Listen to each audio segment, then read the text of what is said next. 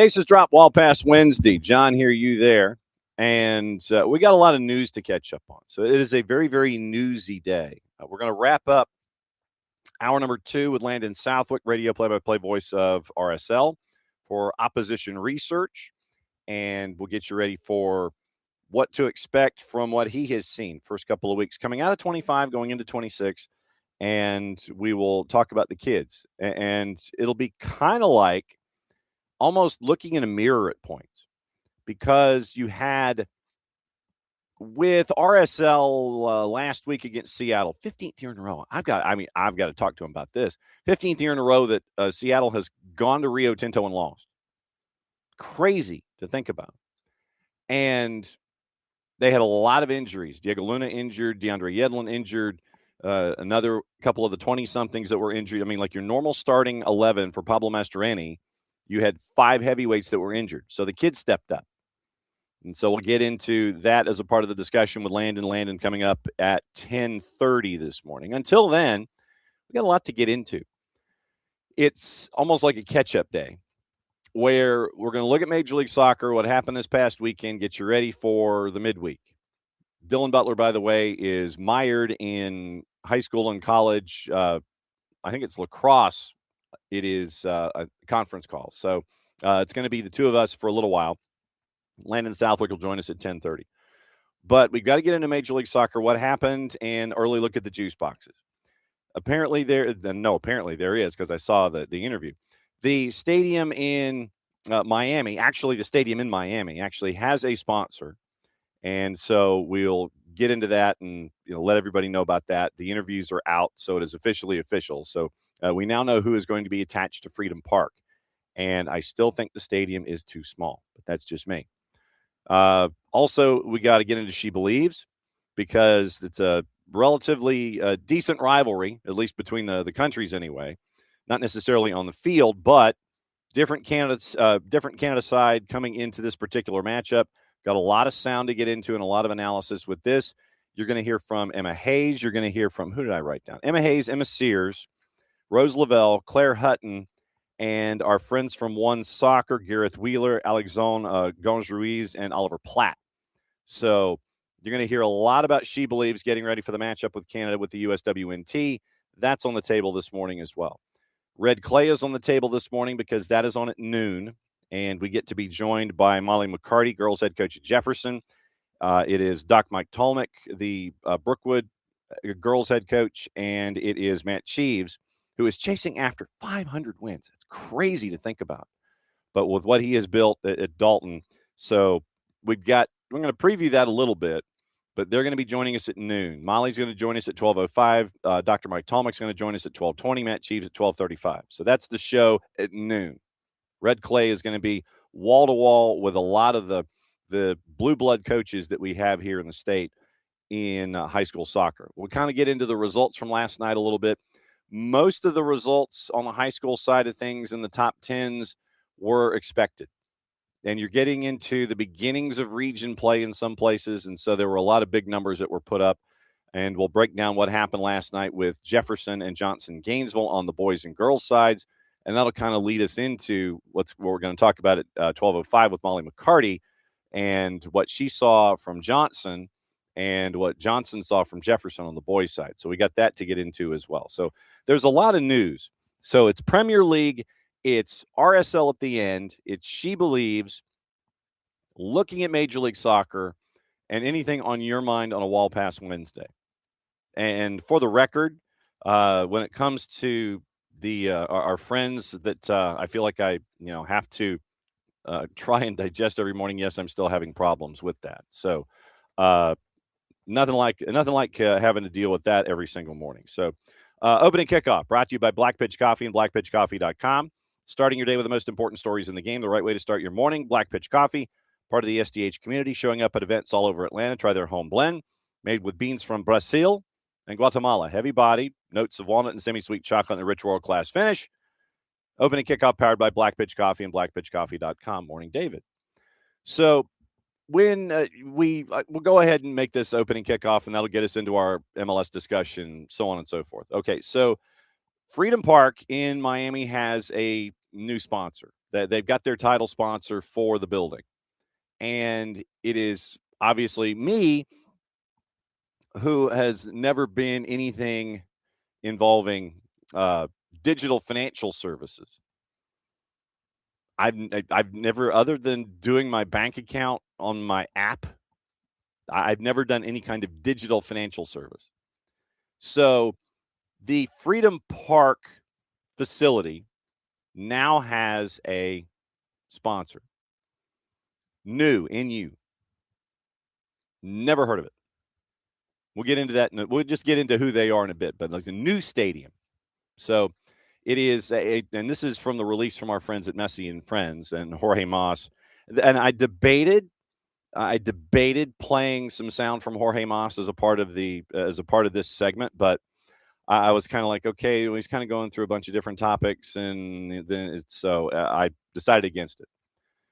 So Miami now at Freedom Park is going to have their new sponsor, new, not NEW, but NU. One of the world's largest digital financial services platforms with 131 million customers. And we'll find out about them after we talk about the release, because honestly, and it could be because I'm 128 years old and don't deal in the financial industry, that I've never heard of them. But like I said, that's probably just me more than anything else. So they're combining now with Messi and Friends, multi-year partnership, as a main partner of Inter Miami CF. That's how it's phrased. So cornerstone of the agreement, Freedom Park is now going to be named New Stadium, which it is, just spelled differently. So NU. It is a new stadium, and it's New Stadium. How many times will we hear that in scripting for the next year? So the second they move into the building, hey, it's a new stadium. NU comes across as a lower third. Digital financial services leader, and this is how it's phrased by the club, positioning the digital financial services leader at the heart of one of the most ambitious sports and entertainment developments currently underway in the United States, set to open April 4th. Year-round enjoyment, 26,700. I still think that's too small. It's close. You're getting there, but I still think it's too small by about 10%. Concerts, corporate and private events, wide range of sporting events, friendlies, competitive matches, immersive experiences for fans and customers through curated programming and exclusive access. Significant milestone in their growth strategy at New. Long-term commitment to the United States. And this also follows news filing for a U.S. federal bank charter with the Office of the Comptroller of the Currency in September of 25, and receipt of conditional approval 121 days later. And so I think I will click on that link. So, and then there's a quote from Cristina Junqueira, CEO of News Emerging U.S. Businesses.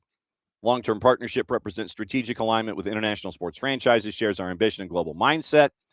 New stadium will anchor our brand in the United States, allowing us to engage with a diverse international community as we build the most influential consumer technology platform in the world. Quote from Jorge Mas, quote from David Beckham. And so New is going to be on the back of the jersey. Remember how it was divulged that after the World Cup, you were going to try and figure out other revenue sources for Major League Soccer? This is going to be the first announced back of the jersey sponsor in Major League Soccer. So New is not going to take away from anything else that we see across the front of the Herons jerseys. They're going to be on the back. They're going to be at the bottom of the back.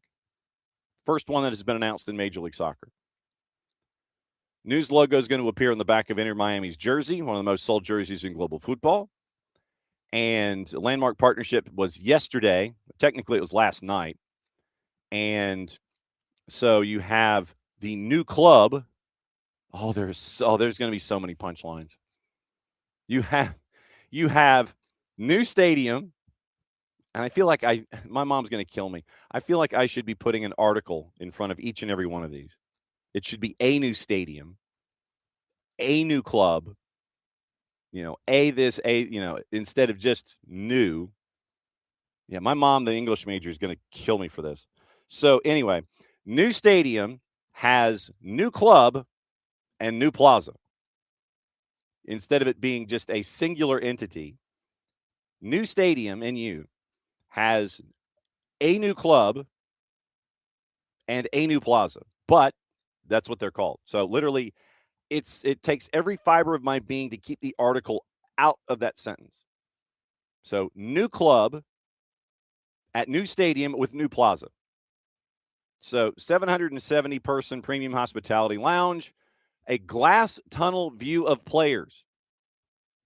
So I'm guessing the players, as they go out onto new pitch at new stadium, literally it's like you're looking at them like an aquarium or something. They're going through this glass tunnel, heading out to the pitch, and since you are at new club, you get to look at the club at new club on the other side of the glass. I don't know if there's going to be a sign that sits there and says, don't bang on it, So you'll have new club with new tunnel, new players, new stadium, and new plaza.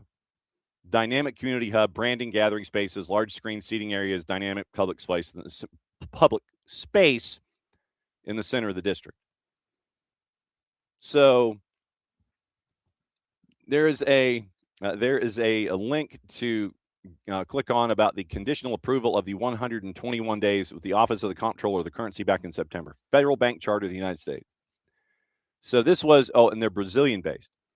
Okay, so this is when John puts it. With all of the South American television I've seen, I legitimately have never seen a sponsorship of this. So new and Inter Miami CF. Then you get into the news, fourth quarter, full 2025 financial results.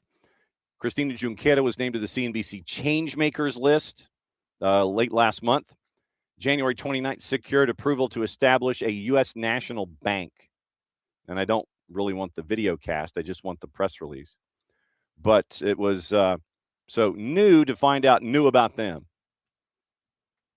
So about new.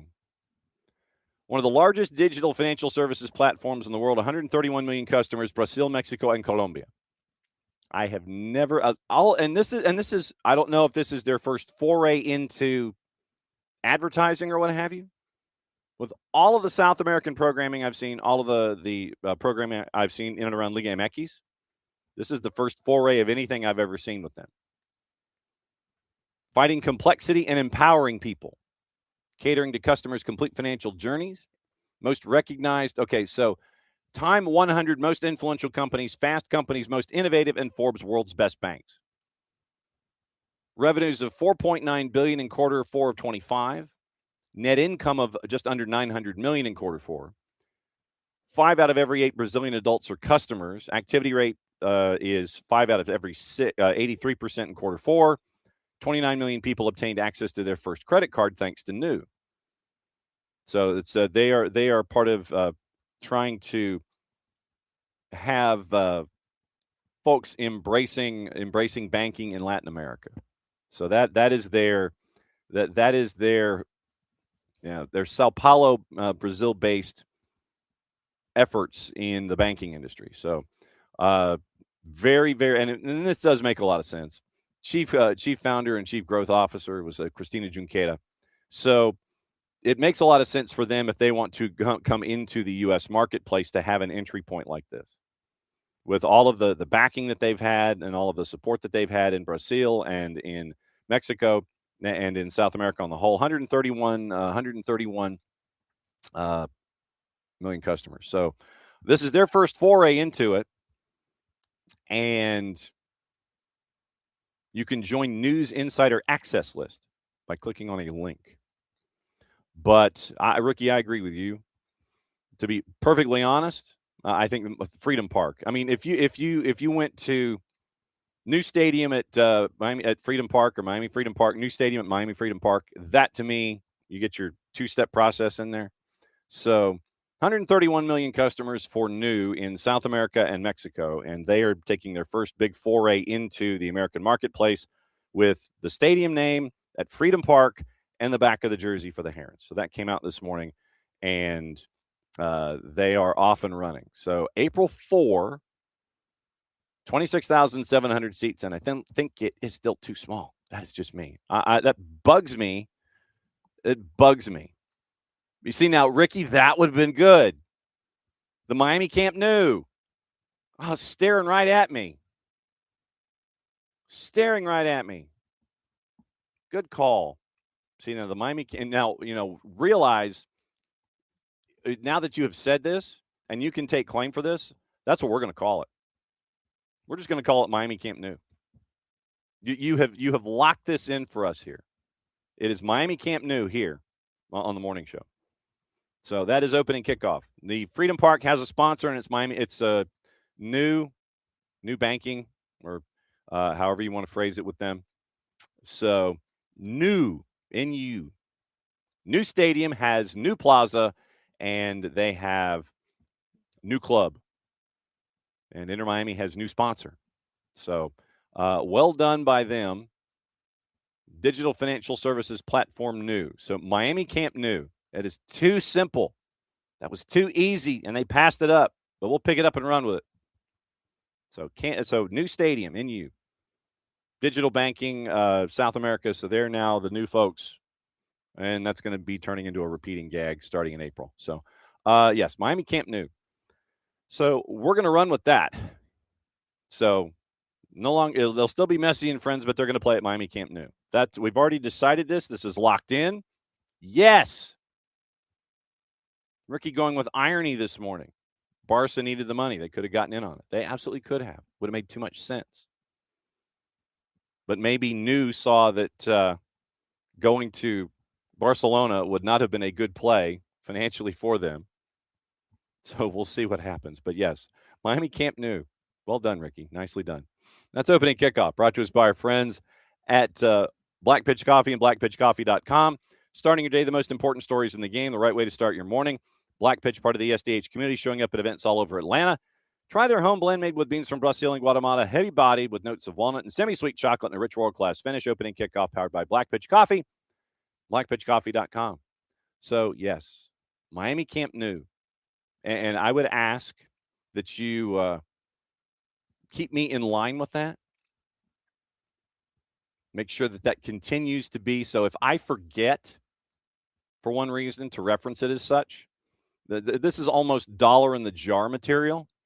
So if I forget, starting the week of April 4th, going forward, when we're discussing this park, if I forget Miami Camp Nou, it's $1 in the jar. Keep me posted. All right. All right, so yesterday, Premier League, there's a lot of stuff to get into, and it's going to be kind of squirrel today. Like I said, we got high school, we got Premier League, we've got news, we have She Believes. We're going to spend probably 10 o'clock hour, probably going to do She Believes leading into Landon Southwick and get you ready for RSL. So I think that might be the rundown. But, yeah, we're going to talk high school. We're going to talk She Believes. We're going to talk Major League Soccer, and we're going to get into all that stuff. We got some news and some stories to get into. So, like I said, this is a true Wall Pass Wednesday where there's a lot of stuff to get into in a bunch of different places, and we'll lay it all out for you. We'll get caught up. And then tomorrow is Chris Doran, play-by-play voice of Columbus Crew. He'll be joining us in hour number 1. Are you off the top? Yes. And then it's the Power Hour with Nino and Nico. And apparently Nino is coming in with an exclusive. He's going to make some kind of an announcement, and he's going to have an exclusive with us tomorrow in the 10 o'clock half hour when he joins us and continues to wave his desserts underneath our noses. So gold belly, gold belly, gold belly. We have to focus on that with Nino. So Nino and Nico in the Power Hour, hour number 2. Chris Doran, play-by-play voice of Columbus Crew, joining us at 9:05. He's going to bat leadoff tomorrow. Then it is Miguel Gallardo from Apple TV. He's going to be our guest in the 10 o'clock slot on Friday, and hopefully we can catch up with our friends at Beyond Goals Mentoring at 9:30. Got to end a little early on Friday. We'll get you ready for the weekend, don't get me wrong, but I have a doctor's appointment I have to take somebody to, so we're going to be leaving a little early on Friday to get you ready for the weekend. So that is the rundown here. Thursday is our next high school matchup, and that is going to be Social Circle and Utopian Academy out in Social Circle. I'll have the call for those, 5:30 and 7:30. And then on Friday, it's Walnut Grove and Eastside out in Covington. We'll be there for that. So those are the two high school matches that we have for the remainder of the week. Then this thing called Home Opener, that's on Saturday. So we'll all be there, and it'll be good to see everybody. So since I just mentioned high school, getting you into what happened last night in the top 10s. If you missed Jefferson and Johnson Gainesville on the network with Drew Dickinson and myself. Drew had a devil of a time trying to remember that the name of the school was Johnson. And if anyone sees him, please feel free to continue to reference his Jackson High School moments that he had consistently. And I know that there are times when we get things. It would literally had him tied up in knots last night, where he was referring to it as Jackson instead of Johnson. And that's there was probably Phil Jackson. There was probably some kind of sports reference in his brain that ties Jackson to Johnson, and he kept saying Jackson almost every time, at least in match number 1. I apologize. I'm going to have to be hydrated this morning. So it was Drew trying to plow past the idea of it being that it was not Jackson High School. It was Johnson Gainesville.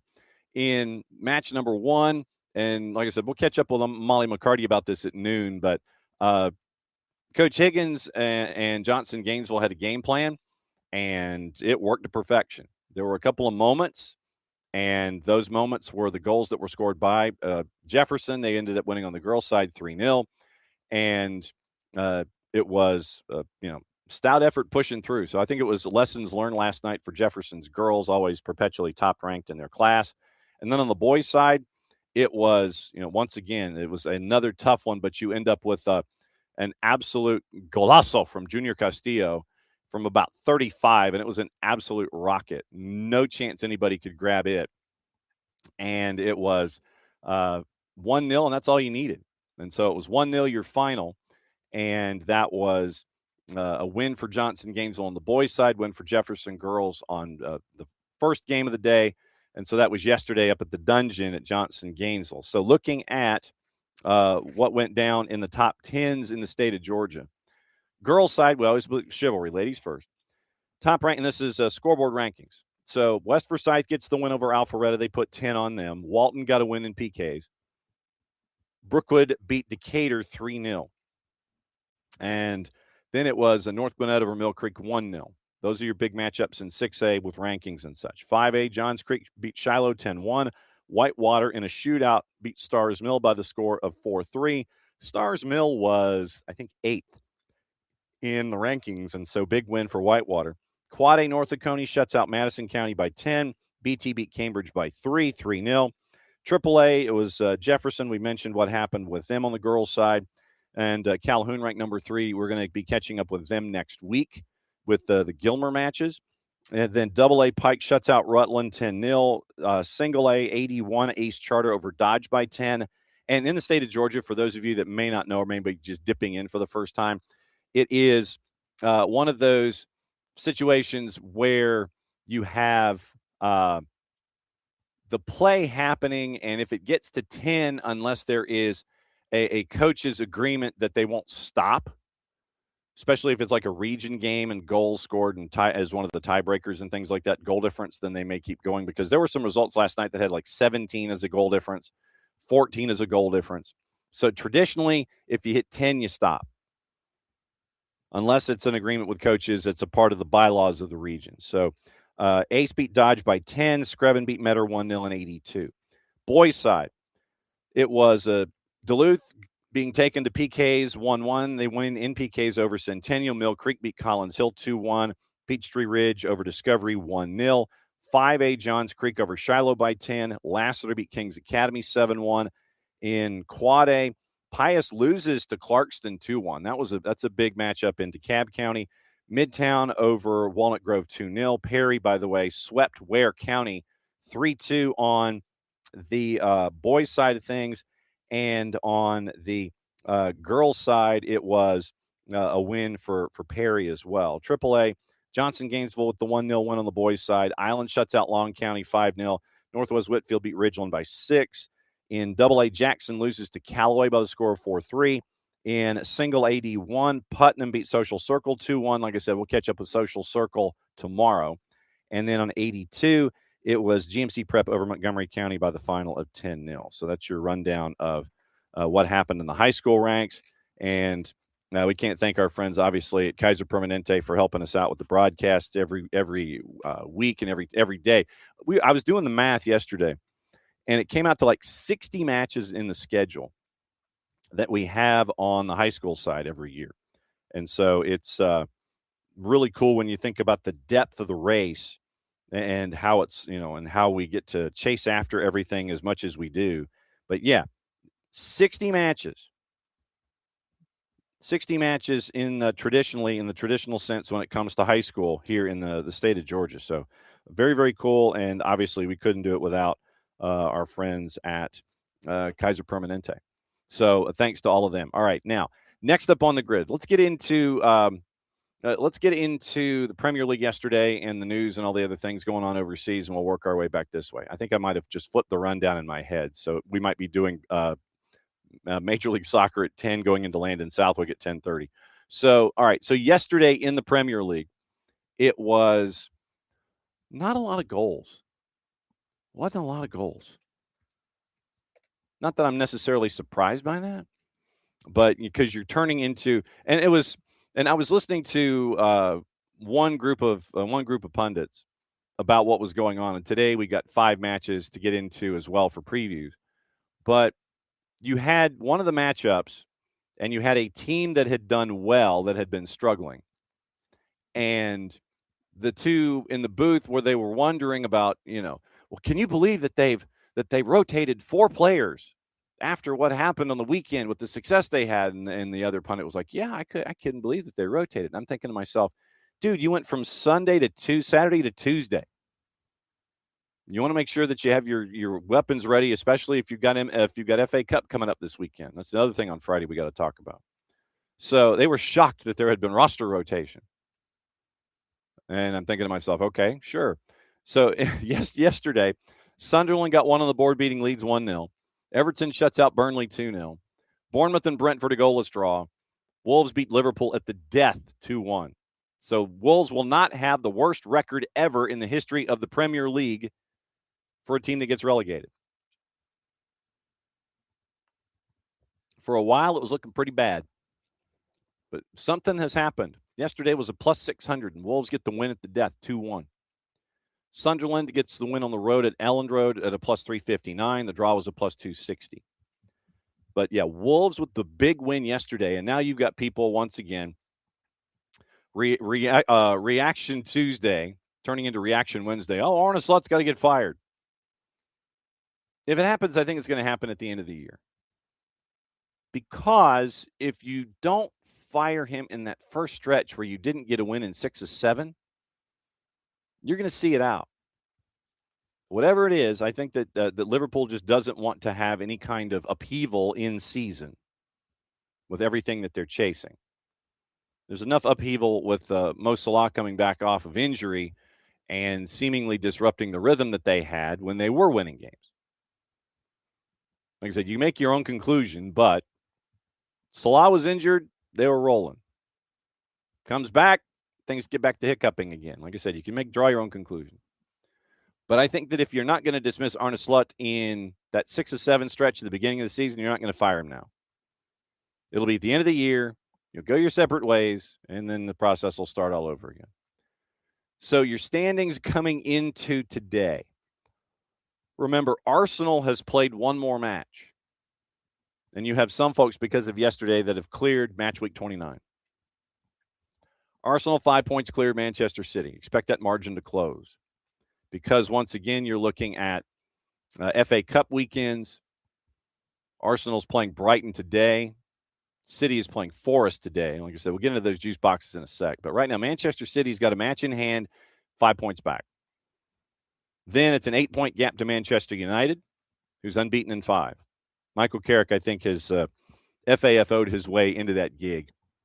Aston Villa is 4th, even after losing last time out to Wolves. Just think if they'd beaten Wolves, they'd be in 3rd place. But goal difference is keeping them in 4th. Liverpool with the loss, three-game win streak snapped. They are at 48 points. They're only now 3 points ahead of Chelsea. Chelsea's got a match in hand. Brentford's at 44. They've hit each column once in the last 3. Everton's at 43 in 8th. Bournemouth has drawn 4 of 5. Just think if you could have gotten a result in one of those matches or 2 of those. If you'd had 2 results out of those 4 draws, you would be at 44 points. You'd be in 7th. Brentford and Bournemouth fighting for 7th and 8th. But right now, Bournemouth is ahead of Fulham in goals scored, so that's 9, 10, and 11 at 40 points. Brighton is at 37. Newcastle has lost 4 of 5. Sorry, Alex. Lost 4 of 5. So Newcastle right now is at 36 points. Crystal Palace, happy to be here, FC, has lost 2 of 3. They're at 35. Leeds match in hand is at 31. They've lost 2 in a row now. Spurs have lost 4 in a row. Igor Tudor, it has not happened. And remember his post-match comment speaking his mind about the team. I don't see this going well. 4 points ahead, 4 points clear of safety. Forest is 2 points ahead of safety. And they've lost 3 of 4. And they get Manchester City today. West Ham right now, 2 points out of the relegation zone. They're 2 points from getting out of the relegation zone. Burnley's at 19 points and Wolves is at 16. They've won 2 in a row. Wolves, by the way, are unbeaten in 4 of their last 5. Something has happened. No, I do not anticipate a great escape with them having played 30 matches and having only 8 to go. But something happened. Something they can build on. So that is the craziness right now. Leeds, Spurs, Forest, West Ham. One of those is going down. And Spurs is 4 points away from having that happen right now with 10 matches to go. You're going to stare at that. You're going to stare down that for the remainder of the season. Matches today, by the way. Villa is one of 4 at 230. Villa's a plus 179 at home, hosting Chelsea, who's a plus 145. Brighton, big underdog at the Amex at a plus 420. Arsenal's a minus 143. Fulham, plus 110, hosting West Ham at a plus 250. Manchester City at a minus 213, hosting Forest at a plus 600. Draws a plus 380. 315, Newcastle hosting Manchester United. Newcastle is a slight underdog at a plus 165, and Manchester United is a plus 150. Draw is a plus 275. So that's what you're looking at there with the matchups today. And Virgil van Dijk actually came out and said that Arne Slot has every right to be angry at players, especially after the loss. Liverpool became the first team in the Premier League to concede 5 stoppage time winners in a single season when Andre scored in the 94th yesterday. Fallen behind on a Rodrigo Gomez strike earlier in the match, Salah equalized in the 83rd. Quoting Virgil van Dijk, yeah, he was angry. Of course, he had every right because we played poorly. That was already the case in the first half. Second half, maybe there was more urgency, but it still wasn't good enough. He had every right to be angry. We have to pretty quickly turn this into full focus on Wolves in the FA Cup on Friday. That's our responsibility physically and mentally. Based on our performance up until they scored their first goal, we deserve to go 1-0 behind. We were very poor. We were too slow and predictable in possession. Liverpool is now 5th, and they have played one more match than 6th place Chelsea. Van Dijk says either we get it, meaning the Champions League, and we deserve it, or we don't get it and we don't deserve it. 4 wins in a row was decent before Wolves. 4 good results in difficult matches. Season we're having, I don't think there was a lot of optimism in that sense. So, yes. Virgil van Dijk, yeah. Coach was right to be mad. And you can understand that. He should have been. So that was not a good run for our friends at Liverpool with matches to go today in and around. Apparently, World Cup playoff tickets are on sale now for less than $17 in Mexico. Far less than the $4,100 that you see in some places. FIFA put tickets on sale Tuesday for the games on March 31st and March 26th and 31st in Guadalajara and Monterrey involving, and this is the intergalactic playoff, Bolivia, Congo, Jamaica, New Caledonia, and Suriname. Tickets are priced at $11.30 converted, 200 pesos for the 26 semis and 300 pesos, $16.95 for the March 31st finals. In Guadalajara, Jamaica gets New Caledonia on the 26th. Winner gets Congo on the 31st. Monterrey, Bolivia gets Suriname on the 26th. Winner goes up against Iraq 5 days later.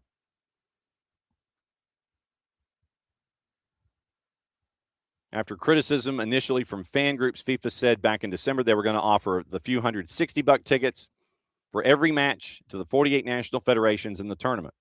And the federations will decide how they want to distribute them.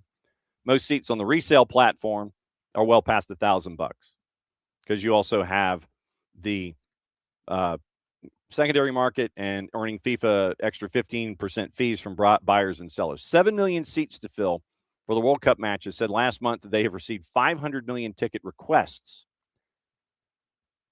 FIFA President Gianni Infantino has proclaimed all 104 games are sold out. Some fans received emails last week offering an extra 48-hour window for ticket sales. Thanks to our friends at the AP for that. So also, we mentioned what's going on there.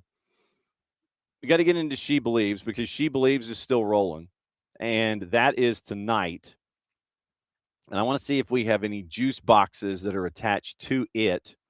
SheBelieves. Okay, we do. Okay, so SheBelieves has juice boxes. At 3:30, Argentina takes on Colombia.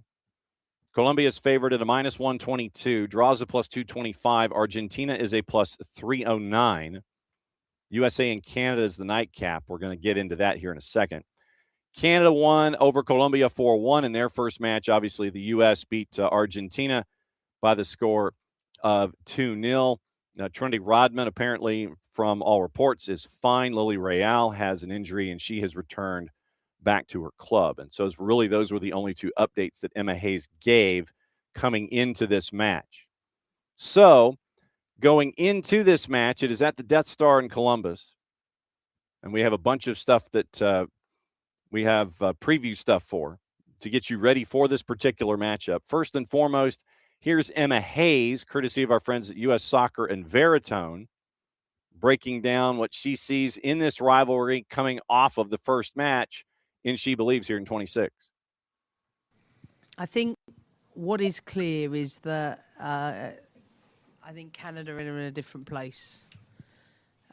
We all know that this is a historical rivalry between two teams, so it's always going to be a competitive fixture. My focus is on ensuring that our emotional control is in the place where it doesn't matter if you play Argentina, you play Canada, whomever, we're showing development and maturity in those things. That's something that I think is important in this type of game. I think Canada and I've obviously coached against Casey for many years, so way she sets up her team is really clear, and I think they are. I think in general their build-up play with Kaylin at the base of their play, they have a variety in their play. Whether they're in, they've got high fullbacks, got good double pivots that will want to get on the ball.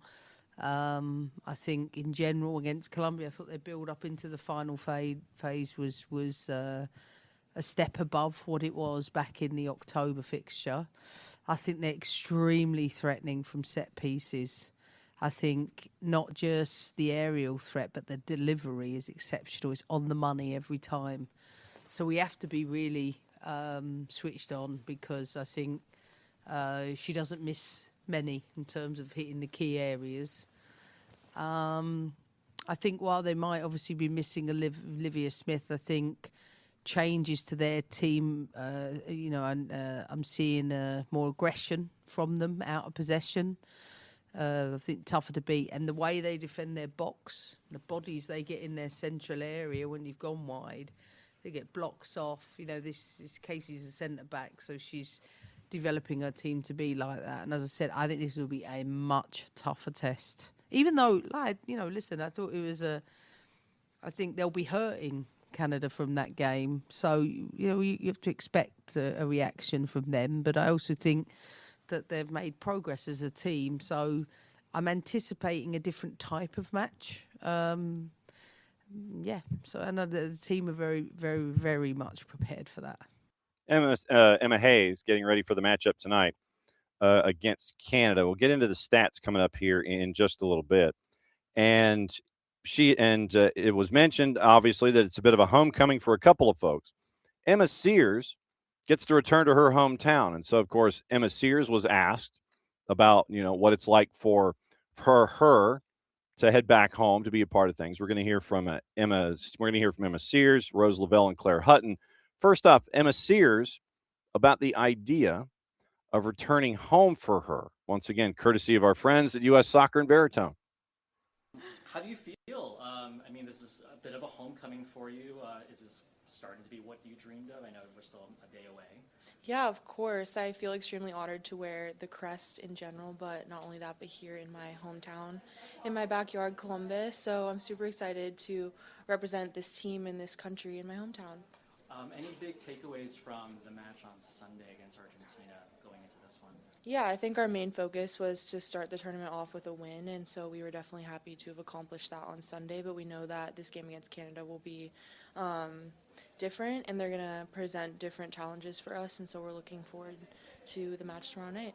Tomorrow, how much are you going to be just taking it in because it is special for you, and then at what point do you lock in? Yeah, I think it's important to have a little bit of a balance of both, right? I think that initially getting to the stadium, playing in a place that I grew up going to games there, I'm really excited for the opportunity. But yeah, it's definitely going to be all business tomorrow night, so I'm looking forward to that as well. I just wonder how many folks have hit up Emma Sears for ticket requests. That, to me, is one of my larger questions in this. Okay, hometown, and I wonder if it just gets to a point to where she just hands the phone to her mom. Or maybe she just hands it to U.S. Soccer, and it's like, here, don't answer this. I know what it's about. You see those texts? I know what it's about. I literally wonder in this matchup, how many folks have gone over to Emma Sears and were like, hey, yo, can we get tickets? I imagine that probably Emma and Rose Lavelle, they probably have like sections in the upper deck at the Death Star trying to figure out, okay, how many do you need? And I wonder if there's an allotment like it is with other players in other sports where, you get X number of tickets for home games and things like that. I wonder if that's the same for U.S. Soccer. Players get a certain allotment. You see Emma and Rose Lavelle going to the other players. Hey, can I have your two? Can I have your two? Can I have your two? So on and so forth. I wonder if that is the case. I just wonder if Emma Sears' phone and Rose Lavelle's phone have been blowing up the entire time. Here's Rose yesterday before getting ready for the match tonight. U.S. Soccer and Veritone. Yeah, I think they definitely disrupted our flow a little bit. So I think it's like when a team's going to do that, how can we still maintain our identity and still play the way that we want to play? I think that was a really, really good experience for us to have. I think Argentina's a good team, and they did a good job of stopping us from doing what we want to do. But yeah, I think we'll learn from that and be better for this game. What's it like to have Emma Sears as a teammate and the development? You're already smiling, so what's it like to have her as a teammate? Oh my gosh, that's like my Ohio sister. She just I feel like we just get each other, and we understand the love we have for our hometown. So I feel like as soon as she was in the environment, we just connected immediately. She's such a fun person, but then I think seeing how much she has continued to thrive in the league and in this environment has been so fun to watch. And I think she just keeps getting better every single camp, and yeah, I think it's so fun to see. And how special is it playing in Columbus? I remember 2 years ago with the SheBelieves Cup final. It was a crazy game against Canada. Those are great memories. It must be special to be playing here in Columbus. Yeah. I obviously I'm from down the highway, just a straight shoot down 71. But I still have family here. My sisters live here, so it always still feels like a little bit of a homecoming whenever I get to come to Columbus. And yeah, I always think the Midwest atmospheres are the best. I might be biased, but yeah, I just think they really show out and bring a great crowd. So we're excited to play in front of them tomorrow. Like I said, I wonder if Rose Lavelle's phone and Emma Sears' phone have been blowing up.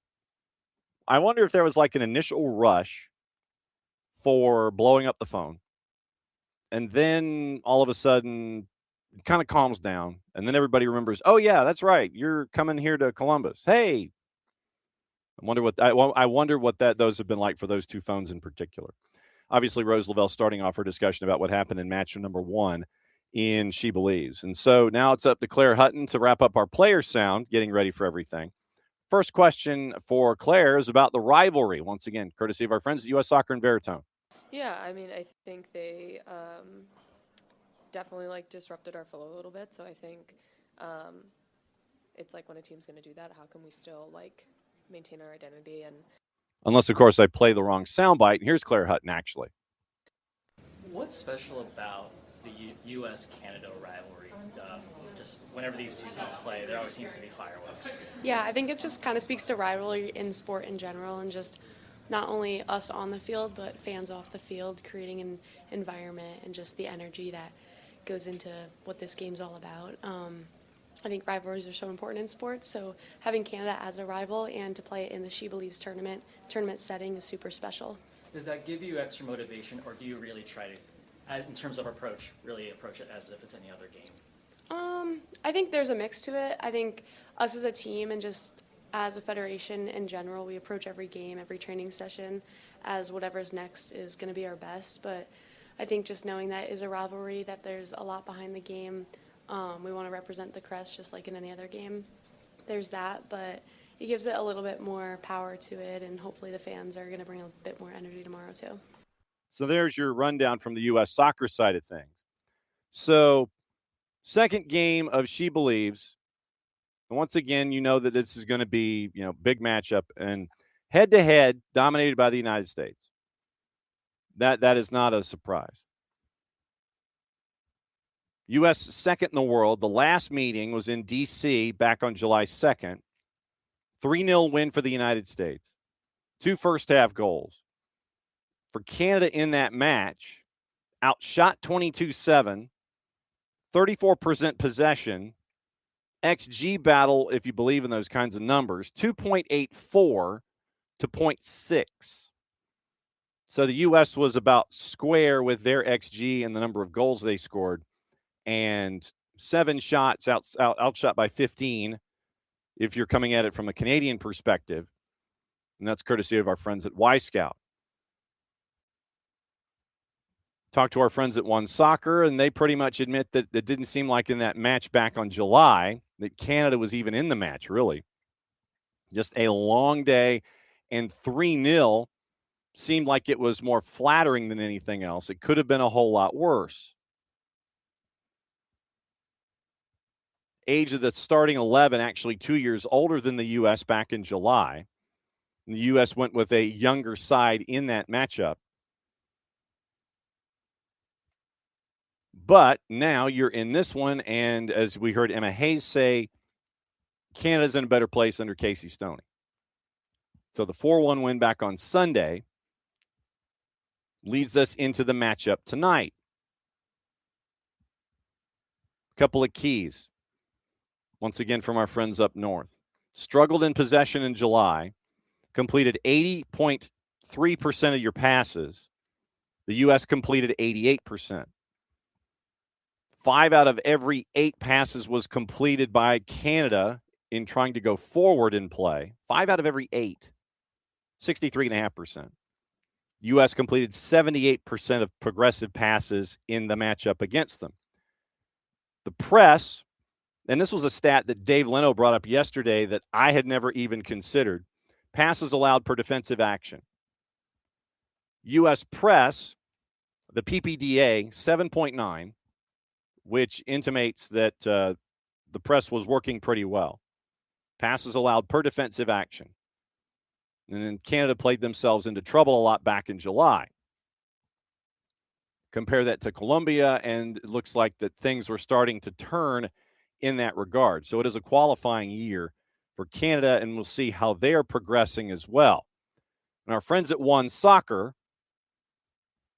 had a long analysis about it, and it is our friends Gareth Wheeler, and it is Alexandre Gonz-Ruiz and Oliver Platt.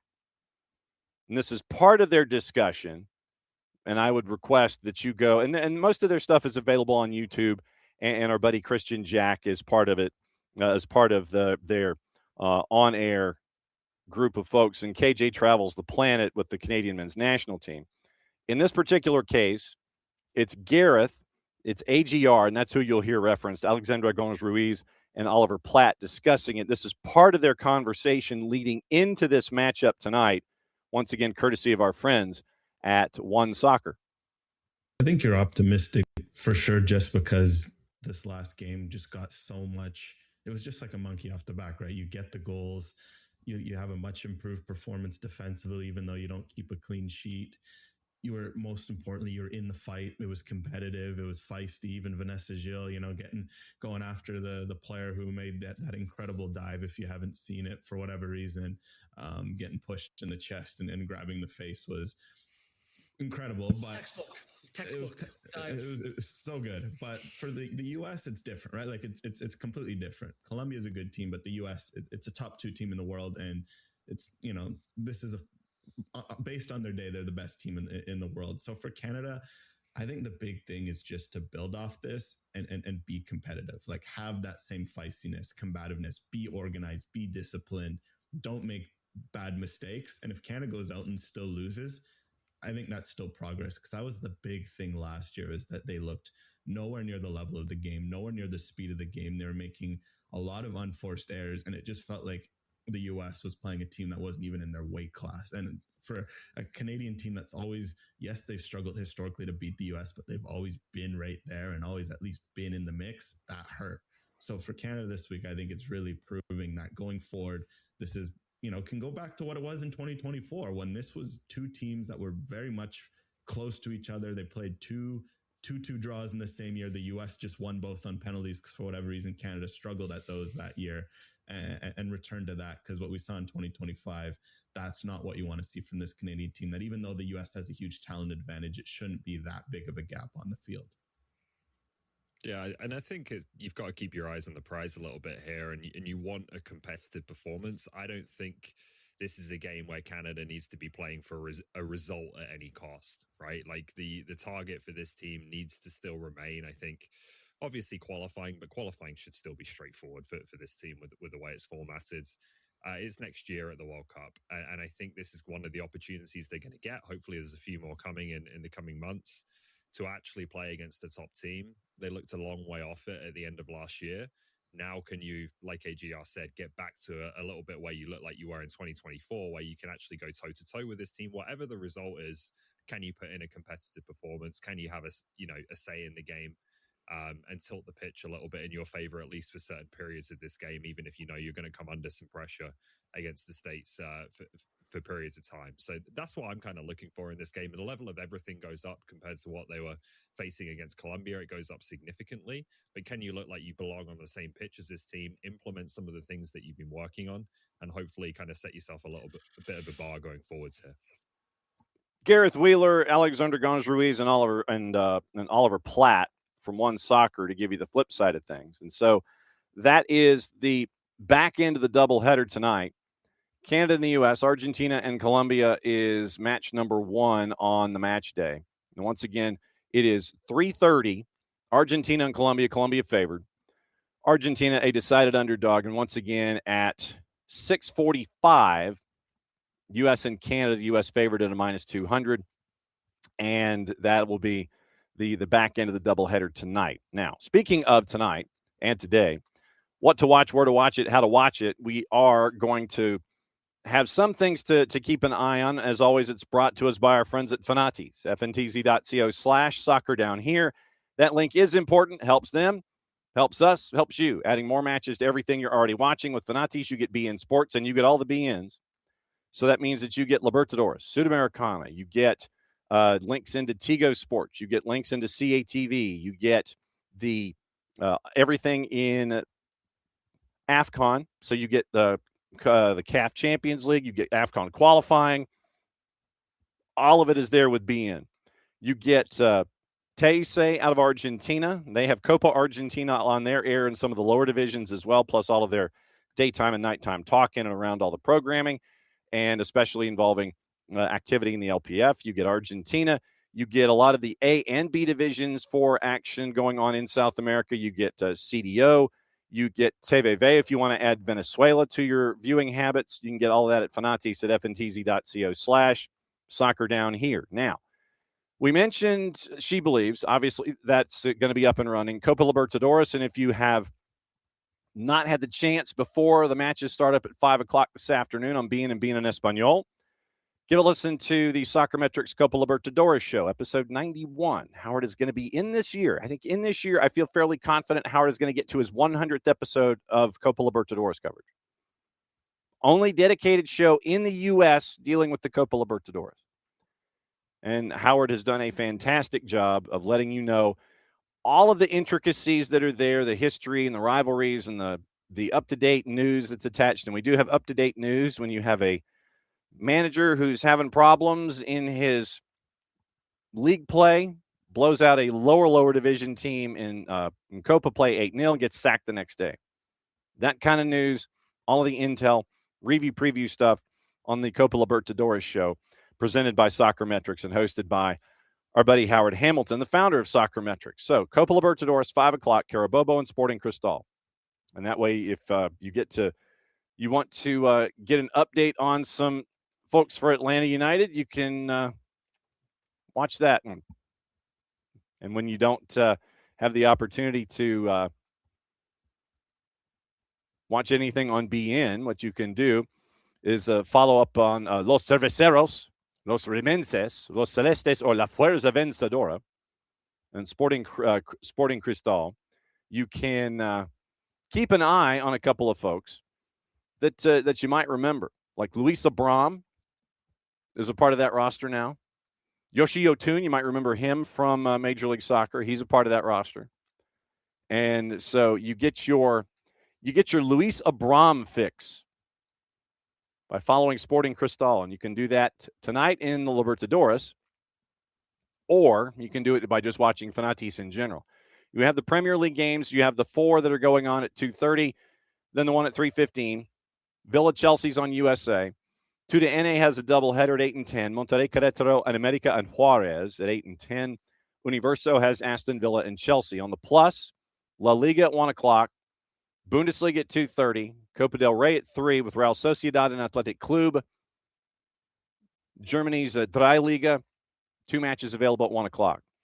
Fox O&E has the Coupe de France. Paramount Plus has Copa Italia. Peacock has the 4 matches in the Premier League. TNT has She Believes. It's being simulcast on True. Argentina and Colombia has both matchups, as does Universo. World Cup qualifying in 27 is actually up and running, and it is Oceania. American Samoa, New Zealand, Samoa, and the Solomon Islands. If you're up late, 1 o'clock in the morning, you can go to FIFA Plus and watch Samoa and the Solomon Islands. HBO Max is simulcasting both of the matches in She Believes. Peacock is simulcasting USA and Canada, and that is today. So that is what to watch, where to watch it, and how to watch it from our friends at Fanatis at fntz.co/soccer down here. Now, one thing that I don't know if you had the chance to look, and hang on just a second. I'm getting into a Calamari argument. Sorry, I had it once. And that's why I only had it once. So that was, so that's, so yes, I'm getting into a discussion about calamari. All right. So yesterday it was announced in some circles, and this is coming from Uzbeki media. So it's coming from that direction and working its way this way. So it was an opportunity to find out, and it looks like it's going to be the Uzbekistan national team that is going to have Atlanta as their hub. It's going to be their hub. So not just like dropping by and saying hi or anything like that. It literally is going to be their hub. Title is Uzbekistan preparing for major challenges at the World Cup in Atlanta. So Uzbeki media is saying that they're going to establish their main headquarters here during the World Cup. According to reports, the team's going to live there in the tournament training at the Atlanta United training base. And it is an option among team-based camp options in the United States.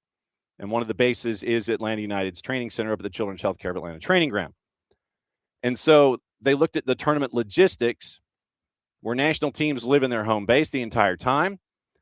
FIFA has selected more than 61 team-based camp locations specifically designed for residents' recovery, training, accommodation, geography, and it is a home away from home setup.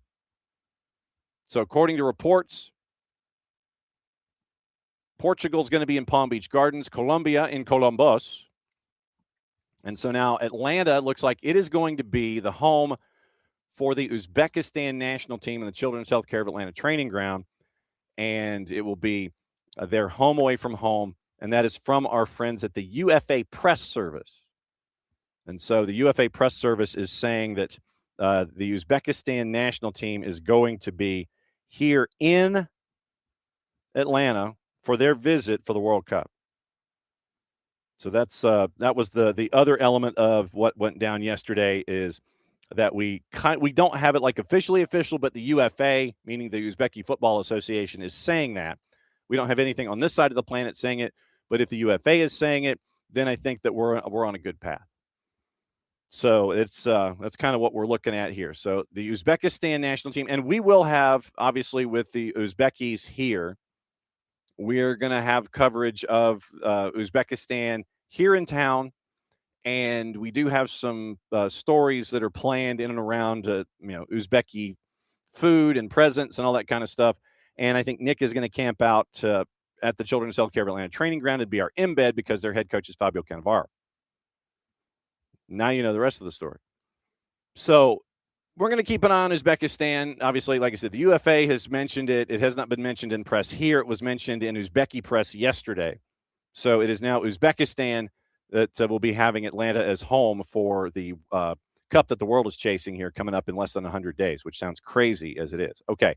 Landon Southwick coming up bottom of the hour to discuss everything in Major League Soccer. So along those lines, let's go back over what happened this past week. We know what happened with Atlanta and with their road trip to San Jose.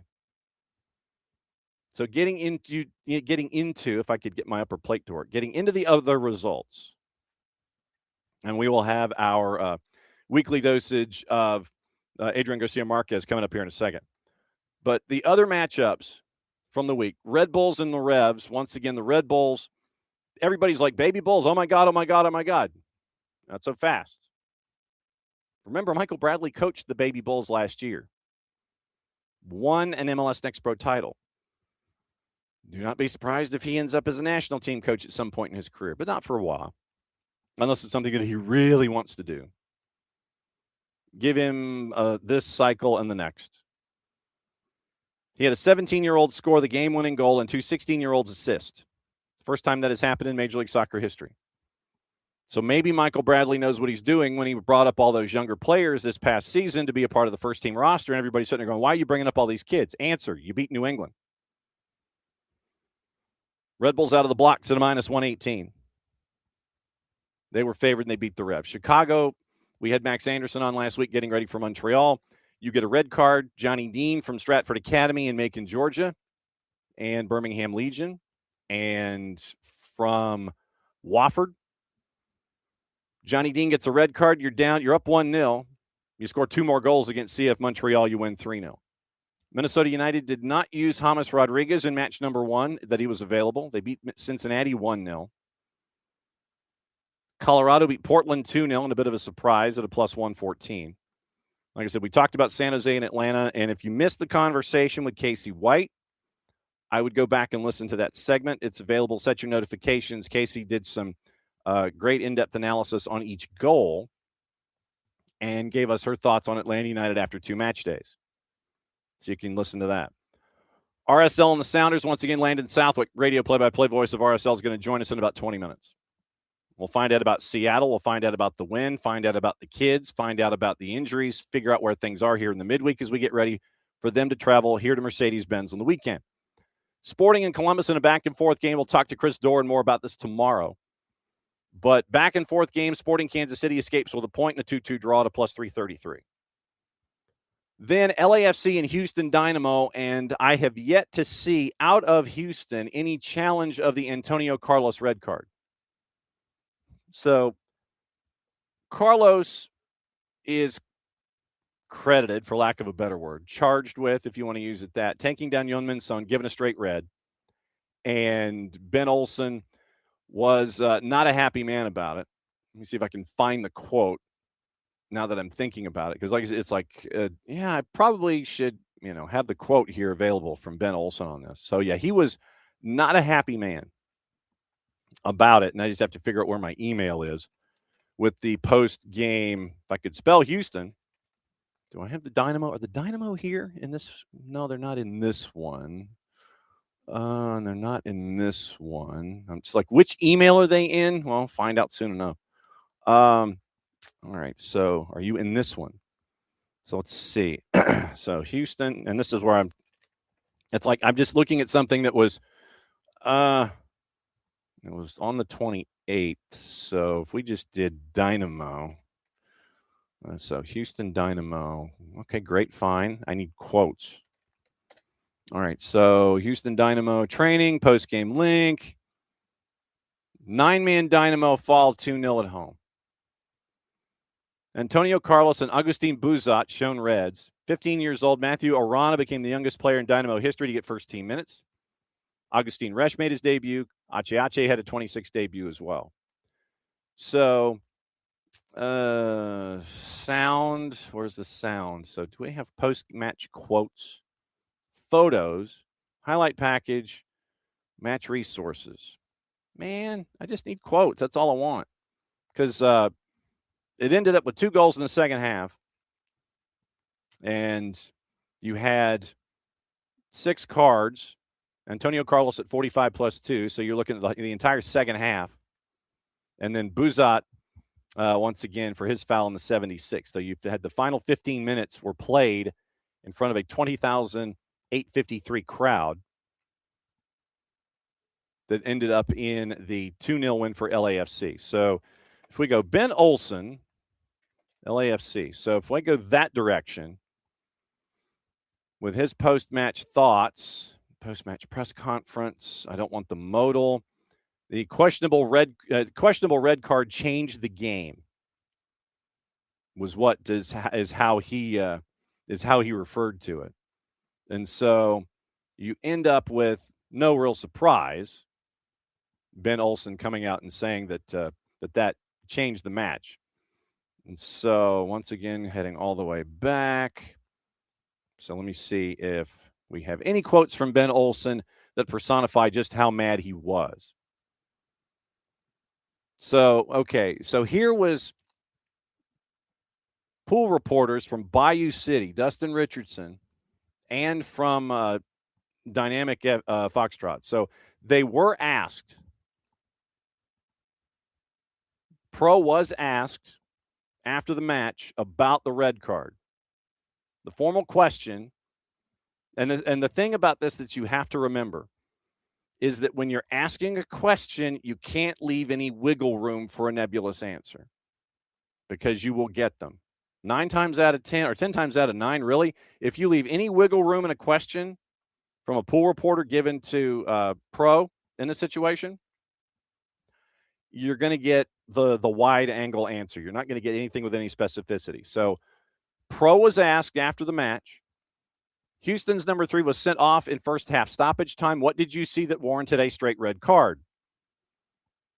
Pro, Houston number 3 endangered the safety of an opponent using his studs with excessive force to make contact with the Achilles and calf of an opponent. So that was the response at 45 plus 2. Now, if we take a look at the video, and I apologize. All right, so apparently it is the left foot of Carlos. That's kind of wobbly, but the left foot of Carlos into the back of the left ankle and Achilles of Yeonmin Son. And I'm literally having to slide through it and figure out about the contact itself. There's the one angle and this is, like I said, we tried to get into this with Bart, and it looks like Carlos made contact. It looks like he made contact. But to what degree? And once again, I'm shuttling video here. I'm literally doing the back and the forth bit. So, and it was Max and Dunny that were on the call here. So Carlos steps out wide with his right. And if there's any contact, it is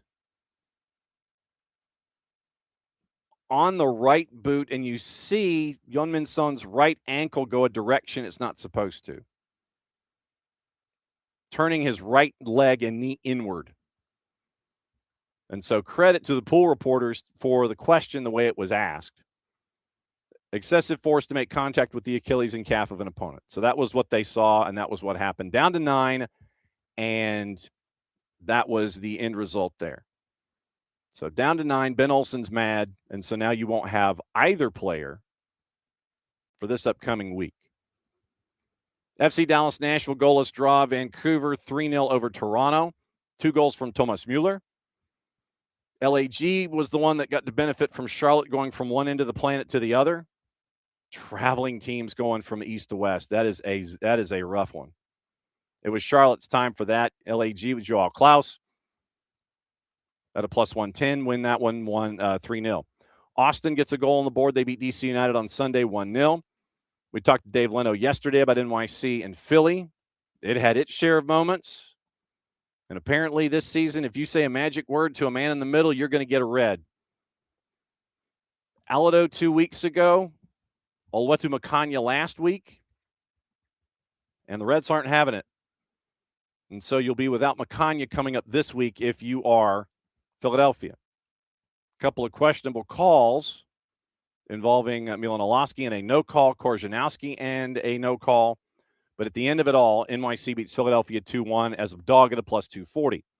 We've mentioned Messi and friends knocking off the purple team 4-2, down 2-0. Everybody's wigging out. All of a sudden, Inter Miami scores 4. Game over. Last game on the board, and this is where we get to have our sample of Adrian Garcia Marquez for the week, courtesy of our friends at San Diego Sports Talk 760. They got to entertain St. Louis City SC. They were a favorite at a -189, and here's why. Once again, Adrian Garcia Marquez on the bark. Must listen if you have the chance. McVay is just making everybody better, was bullying 3 men from St. Louis City, keeping the possession. Now the ball is getting across midfield, across the center circle. Aníbal Acari down Main Street. Aníbal Acari feeds it into Marcus Anders. Goal!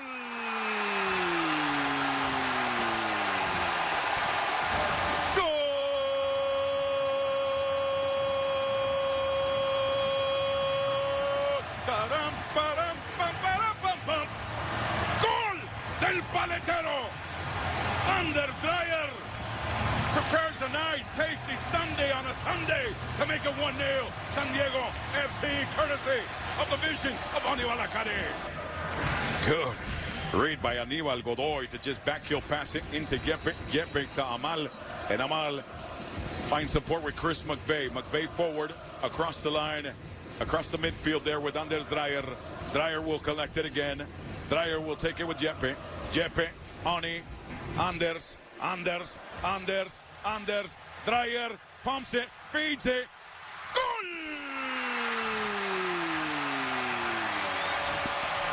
Goal!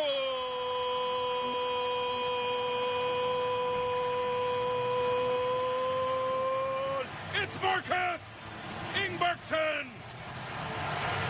Anders Dreyer says, here's your paleta, papa. You earned it. Another assist by El Diez.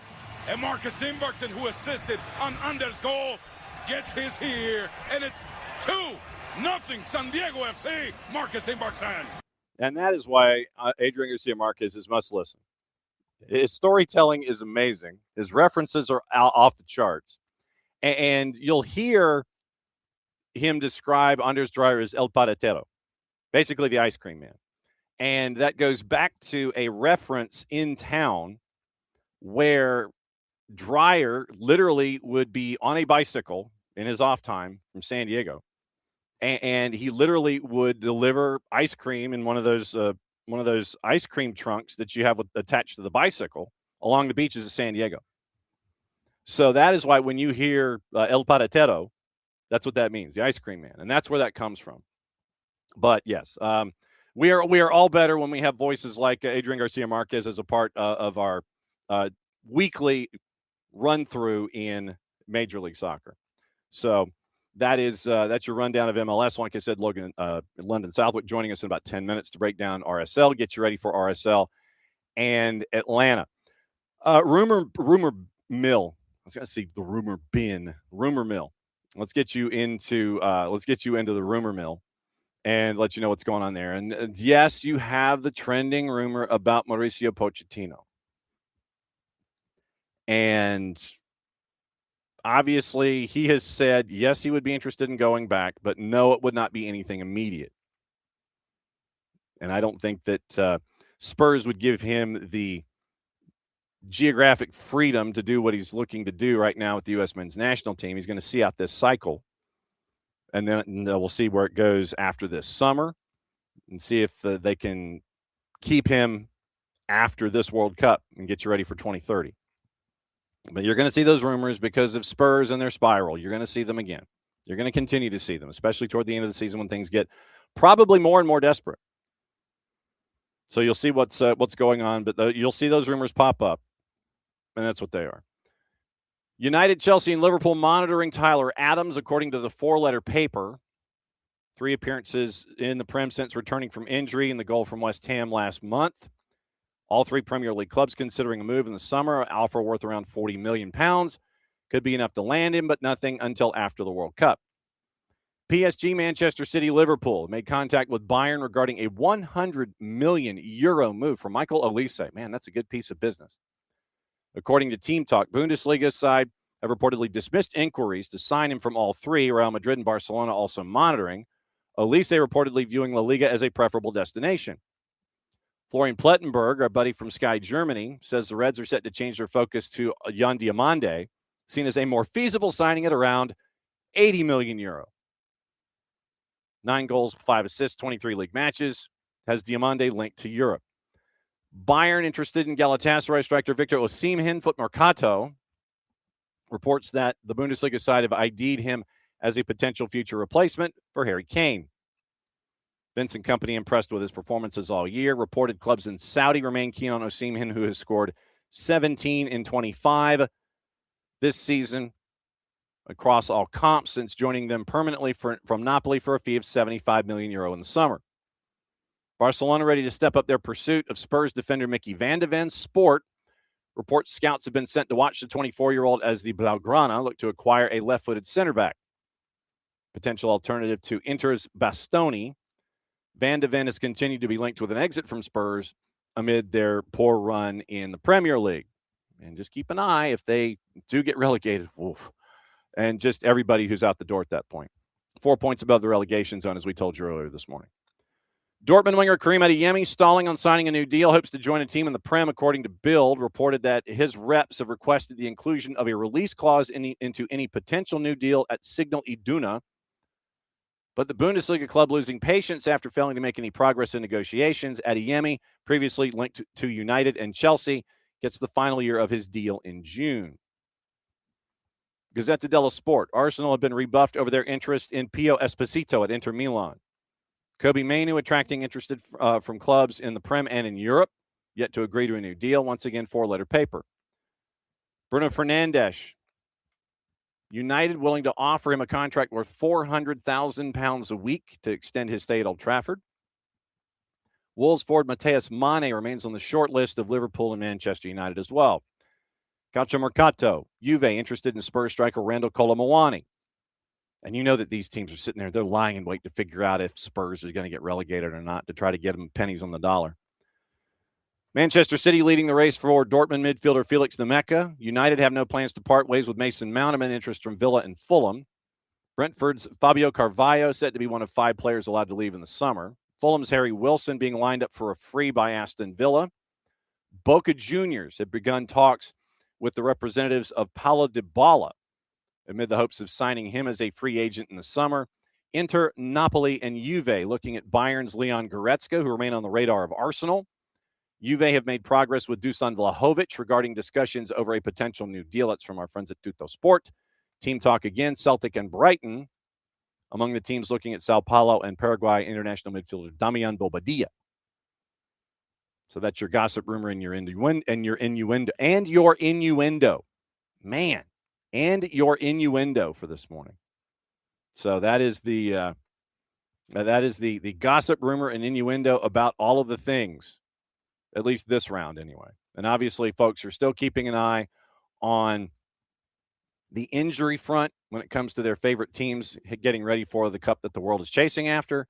Obviously, keeping an eye on everything involving Kylian Mbappe and other injuries as such. So keeping an eye on his knee, keeping an eye on anything that happens between now and the end of time, especially as you're getting ready for anything and everything. So I'm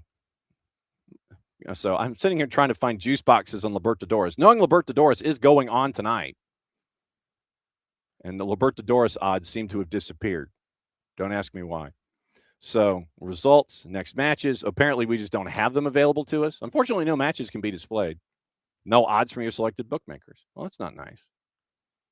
Well, that would be why. Okay, so you have your semis that were decided in Libertadores. And so Sporting Cristal and Carabobo is the last one on the board to find out who your final 8 are going to be. Juventud Independiente Medellin, Deportes Tolima and O'Higgins, who knocked off Bahia. Sporting Cristal and Carabobo. Sporting Cristal knocked off Segunda de Mayo 4-1 in the aggregate to 3-2 in the aggregate to get to this matchup with Carabobo. Carabobo beat Huachipato 3-1 in the aggregate. And so it is Independiente Medellin and Juventud, Deportes Tolima and O'Higgins. It is Sporting Cristal and Carabobo. Barcelona and Botafogo have already played one. They have already played one round. The next round is set up after last night, the 1-1 draw. Next round is a week from today with Barcelona and Botafogo with things still to be decided. So you keep an eye on that. So they were the first one of the 4 to get moving in the round of 8. And so it is today and a week from today for Sporting Cristal and Carabobo. It is for Deportes Tolima and O'Higgins. It is tomorrow and the 12th. And I imagine the same as I sit here and look at it for Juventud and Independiente Medellin. Oh, it's the 6th and the 13th. Okay, so you have 2 that will be going on, one that's tomorrow and then one that is on Friday. First time, long time. And it's been a while. It has been a while since we've had the discussion with Landon Southwick about anything having to do inside the state of Utah, whether it's about Monarchs, RSL, the mountains, the snow, the Jazz, the Mammoth, the Grizzlies, Choice D, all the above. And so now it's an opportunity to catch up with him, but about the first one, RSL, unless he wants to talk about the Grizz and everything else. We're bringing Landon. You were up early this morning because, for those that may get their time zones all mixed up, you're only 2 behind, but you're still 2 behind in the East Coast, man. That's an early wake-up call. Thanks for having me on first off, but I got little kids. I mean, we're rolling at 6:30 sometimes at my house, getting a bowl of cereal and going. So are you getting the bowl of cereal and going, or are you doing it for them? How is them. This? Okay, just checking. I'm a cereal guy, though, but I made a deal with my wife this month that I was going to not eat cereal all month. What? So, yeah, I don't know. It's working, though. Trying to lose some of this stomach dad bod going on. You gave up cereal? That's apparently she convinced me. That's my go-to as well. So we're all good. I got granola bars and Built bars. We're doing good. Okay, just checking. What we do here whenever we can kind of grab folks by the tail is we have opposition research, and we like to try and reach out to folks in the markets where matchups with Atlanta, since Atlanta United is in the heart of our footprint, and RSL's coming. And so that's why I grabbed you and tried to grab your comment by the tail to hang on to you for a couple of minutes here to talk about everything RSL. And I can't thank you enough for getting up early and having your granola bars to hang out with us. We're good.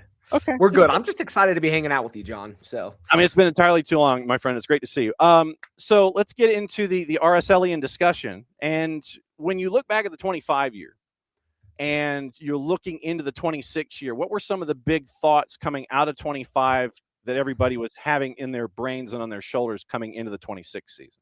yeah, great question. From the standpoint of RSL fans in general, or here in the state, there's been a real resurgence on the sports scene. You may be taking notice, we're prepping for an Olympics here in 2034. There's been a lot of support statewide for sports in general. And it used to be the Miller family that just dominated the sports scene in Utah, owning the Jazz, and Larry H. Miller, who's since passed. His wife's taken over ownership on that side, Gail Miller, and they've really kept Utah sports on the scene. The Jazz have had their years. They've struggled as of recent. They've been fined by the NBA for tanking and every fun element that's there going on right now. And what's happened with that is the Millers ended up selling to Ryan Smith, and Ryan Smith got in the sports scene. And what's happened again on the Jazz side, and then on the RSL side, Ryan Smith and the Blitzer Group owned RSL after Deloy Hansen, a guy that owned them for quite a few years here in the state, put in some infrastructure out in Harriman, the training facility. I mean, they did some great things, but there's really a big change happening in this last year. The ownership changed back to the Miller family, or excuse me, to the Miller family, not back to the Miller family, to the Miller family. And the Miller family is kind of positioning themselves to own Real Salt Lake and then hopefully own a baseball team here in the coming future. Trying to get in on that MLB expansion. And then the Smith Group, Ryan Smith and his crew owns the Mammoth and the Jazz. So it's kind of splitting into these two ownership groups. And a lot of people had questions what the Millers would do when they took over RSL coming into this season. Spending was always a concern and always has been a concern at RSL. Like, are we willing to put out some money? And the Miller family responded resoundingly yes. Purchased one of the highest DPs in RSL's history with Morgan Gilavogi. They spent on a number of other players, and then they've invested in the academy. And there's things happening at the academy level. This past week, we saw a couple 18-year-olds and a 17-year-old starts, and there's just a lot of that happening right now. And so from 25 to 26, there was a real question mark. And after the first game in Vancouver, RSL lost 1-0. Played a very young roster with 5 homegrowns ultimately in the game. And now at this point, beating Seattle 2-1 at home, that kind of started making people go, something happening here in Utah. Is this youth resurgence going to provide big dividends? I mean, we're seeing it in New York. Red Bulls kind of have some stuff going on as well. And I think it's a very interesting thing to be looking at this RSL side saying, well, a smaller market team, they can compete. And and it is up to you how you wish to compete. And that's one of the things that we always try to sit there and remind everybody is that just because you might look at what's going on in Fort Lauderdale, if that's not your way and you can't keep up with that, then don't do that. And don't get yourself locked into the idea of, oh, they're doing it, so therefore I have to. And you mentioned the baby Bulls with what we're seeing with Michael Bradley, and everybody was poo-pooing that. It's like, what are you doing with all these kids? And it's like, well, I kind of coached them last year, so that knowledge base is there. And for RSL, it's been a way to build that way as well, coming through the academy. And Pablo Mastroeni, the head coach, you can sit there and say, yeah, I've seen them grow to X point, and I feel like they're ready to come in. I mean, you had, I think it was 14 exits of various folks in the offseason. And then you mentioned everybody that you bring in, Kobe Henry, Chance Cal, Zach Booth, all the homegrown signings, all the folks that come in through the draft, Lucas Engel from Middlesbrough. I feel like I have to act, but it's not Middlesbrough, but it's Bruh. You mentioned Gilavogi. You have Juan Manuel Sanabria coming in from Atletico San Luis. I mean, I feel like there's roster chaos, but really, was it roster chaos when you brought in all of those folks and jettisoned who you did coming into 26? No, I think a lot of people see it as we threw the bathwater out and everything's gone and how are we going to survive? How are we going to get through? The reality of things was it was pretty calculated. You kept some of the core people that have been around for many, many years, a Justin Glad, who who interestingly enough is only 29 years old, but in his 11th season with RSL. And you move to a 3-back, moving into a new formation, a 3-5-2, which has kind of changed some of how we as a club kind of see things, or as fans see things, because that's very unique. But with the likes of Rafael Cabral in goal, he's keeper of the week again. He's done that many, many times. He played all 40 plus games last season, every minute of every game, 3,600 minutes. He's an iron wall, does everything he needs to do in back. And it's given RSL the ability, with his Brazilian flair and a sweeper keeper style, to be able to play with a 3-back. And, DeAndre Yedlin came in. He got injured, but so didn't play last week, but came in. Lucas Engel. There's guys that are capable of getting up and down the flanks. And it's going to be really interesting, because this whole roster turnover ended up being very calculated. And I think the midfield is going to be one of those strengths for RSL. Unfortunately, they've had some injuries, visa issues still. I mean, it's not a full strength RSL side, and we will not see that full strength RSL side this weekend. It's getting there every week, and I think that's the key to that, is taking a step forward every week for this RSL side. I know that having someone like a Rafa Cabral probably drives you a little nuts in the booth, considering the only thing missing at times for Rafa Cabral is a pith helmet and machete. Yeah, going through, and he's just sitting here going like this through all of the forest. 6 saves last week. Goals prevented, according to SofaScore, to 1.64. 4 saves from inside the box. 1 punch cleared. 2 runouts on the day. Then defensive contributions. He obviously had the 3 clears, 8 recoveries. So busy day with Rafa, and it seems like when he's on, forget it. Yeah. But then if there's that wobble in there somewhere, then you could get, it's like the 2 sides of Rafa Cabral. Am I wrong? Yeah, he really is. He's more on than ever off. I mean, the reality is he is incredible. I think he's gotten left out to dry many times by his defense. And I think that's where you ever see the cracks in the armor for him, is defensively just very poor. I mean, the goal they gave up against Seattle was an unmarked header inside the 6. There was nothing Rafa Cabral was going to do to protect that and stop that. And it's one of the challenges with zonal marking and some of those positional battles that teams often kind of plan on the training grounds, and it doesn't execute super well on the pitch. But what was really cool, I mean, is he came up time and time again, and that RSL side dominated Seattle. And Seattle's a very talented team, a perennial. And the week before, I mean, they lost 1-0 to Vancouver, who had just been in the MLS Cup the year before. I mean, up in BC Place on some of the worst turf in the country, in both countries, I should say. And he was the guy that kept that team in there many times. And Rafa Cabral, his style is very unique. He's Brazilian. He's not always super vocal, but he is always there. And he's the type of guy that's swatting balls away, doing everything, the little things that need to be done. And you mentioned obviously the injuries and what you've seen. I saw this, and I have to consult you as my RSL oracle here. 15 years in a row, Seattle and the Riot. Did I see that right? So the number is officially, I'm gonna check my old game notes from Saturday. It's now 14 wins, 1 loss, 4 ties against Seattle on Utah soil, and they have not won in a regular season game since 2011.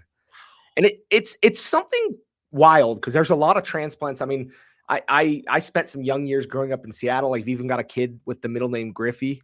If I turned my screen slightly, you'd see Ken Griffey Jr. on my wall. To that level of love for that, but I have no love for the Sounders, and nor does any Utah fans on this side. It's a pretty heated rivalry. It's not one of those that turns into a clash of heads where they battle and it's feisty and everybody gets crazy. But it is a very good soccer every year, and it's wild. It's had its years of craziness. Seattle won, or RSL one time went to Seattle and won 1-0 without registering a shot on goal. And and there's just crazy things that have happened. RSL's only title back in the day in 2009 was in Seattle at Lumen Field. They beat the Galaxy at Lumen Field. So there's been this weird magnetization between these two teams always coming together. But I don't know what it is. The Rave Green cannot win in Utah. And it is it has become a riot, a fortress again for RSL there. And that was a mantra back in the CONCACAF days when RSL had their run of Jason Kreis and all those wonderful players. And it's becoming there. And you know, there's some talent that we've yet to see to even play a part in some of those things. I mean, we're not even talking Diego Luna, who might make the World Cup squad. And there's guys like him that have not even been talked about or featured at this point in the season. So yeah, our Jarrett Smith, by the way, has relocated from SDH footprint, and he's now he has now established SDH Mountain Time Zone. He is now out there in your part of the footprint. So we're looking to have him latch on to everything out there with Monarchs, RSL, and Royals and everything. In a perfect world, everything being equal, which it has not been so far, what is the starting 11 of starting 11s that folks would have been counting on if everyone was healthy? And then I'll get into the reasons why and what it's been looking like the last couple of weeks. You know, there's a lot to be said to that perfect starting 11, because I think some of that will remain to be seen who really steps up, because there's guys like Aiden Hezerkani who scored, who I would have never put in an ideal starting 11 for RSL. Really? At his age, 17 years old, former Monarch, played 47 minutes of MLS football until this year. And now he's started 2 straight games and has been very active in those games. I wouldn't have put him in a starting 11, but now I think I have to. And, you know, over the weekends, RSL, the starting forward for RSL, looks like he tore out his Achilles. So he'll be probably out for the season.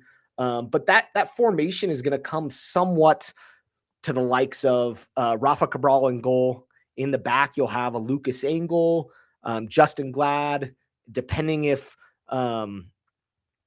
who's healthy. At this point, you'll probably see a Philip Quinton on the outside as well. And in the midfield, it gets a little interesting. You've got the likes of Xavier Gozo, who is someone to keep an eye on. If you've thought, you know, Diego Luna was interesting, keep an eye on Xavier Gozo. I think he's got a lot to give. We've seen kind of some sitting players in Noel Caliscan and Lucas Moisa, the 17-year-old. I don't know that that's the ideal, but I think you'll see that for a little bit. Pablo Ruiz stepped in as well. And then in front of them in some form, you'll see a Xavier Gozo. I think you'll see a Diego Luna right there, and that would be the ideal. And then on the outside, you'll see another player named Juan Manuel Sanabria. And from everything I've seen, he got the assist last week. He is a wizard on set pieces. So we haven't seen that in a game yet, but man, I cannot wait to see what he brings there. And then up top, you know, I'm sticking with Aiden Hezerkani and then Morgan Gilavogi. He came on for, I think, 15 minutes or under 15 minutes. Yeah. And in one of his first touches, he set up what should have been the ultimate nail in the coffin for RSL. And if you have not seen what he's capable of doing, he is impressive. And I think RSL could be very dangerous with some of those assets. And there's other players I'm not even talking about, which is wild. And RSL, I think, has been deep over the years. This could be a pretty deep roster for this team. Yeah, our buddy Landon Southwick, play-by-play, the dulcet tones, the golden pipes for RSL, hanging out with us here on the morning show for Oppo Research as RSL gets ready to come here to Atlanta to take on Atlanta United on the weekend. And the youth movement that we're seeing, and, you know, we talked about it with Red Bulls. We see it here with Atlanta United, where you have coaches that are not afraid. If you have someone who's come up through the academy and they're 16, 17, 18 years old, and they're showing you that they're ready-made and the stamp is there, then go ahead and throw them out there with guys like Cooper Sanchez and such. You've seen that, and you mentioned with Hezerkani that someone who, you know, he can vote, but he can't do certain things. Nothing else. He can vote and drive, and that's about it. But getting that kind of that young effort obviously is key to step up because of those injuries, because I think you had 5 key absences last week, including Luna and DeAndre Yedlin. Having those young guys step up under the age of 22, obviously it speaks to what the academy has been doing and the no fear that Pablo Mastroeni has about throwing in those guys like you were talking about. Yeah, and it's scary. I mean, if you hear some of the reports, I mean, some of these guys didn't know they were going to start in Vancouver until they got on the airplane. And, you know, and I think some of that's better in a lot of ways, you know, having played, I mean, I remember my first collegiate game and moments of feeling that like, wait, I'm starting, like I'm just a freshman. I'll do whatever I need to do. I want to be on the pitch, but like, really, me? And I think some of those guys show maturity beyond their age. And I think that's what's really cool about the professional environment. And you guys see it in Atlanta as well. I mean, it's creating that environment to let players know that the pathway truly is the academy to Monarchs to RSL.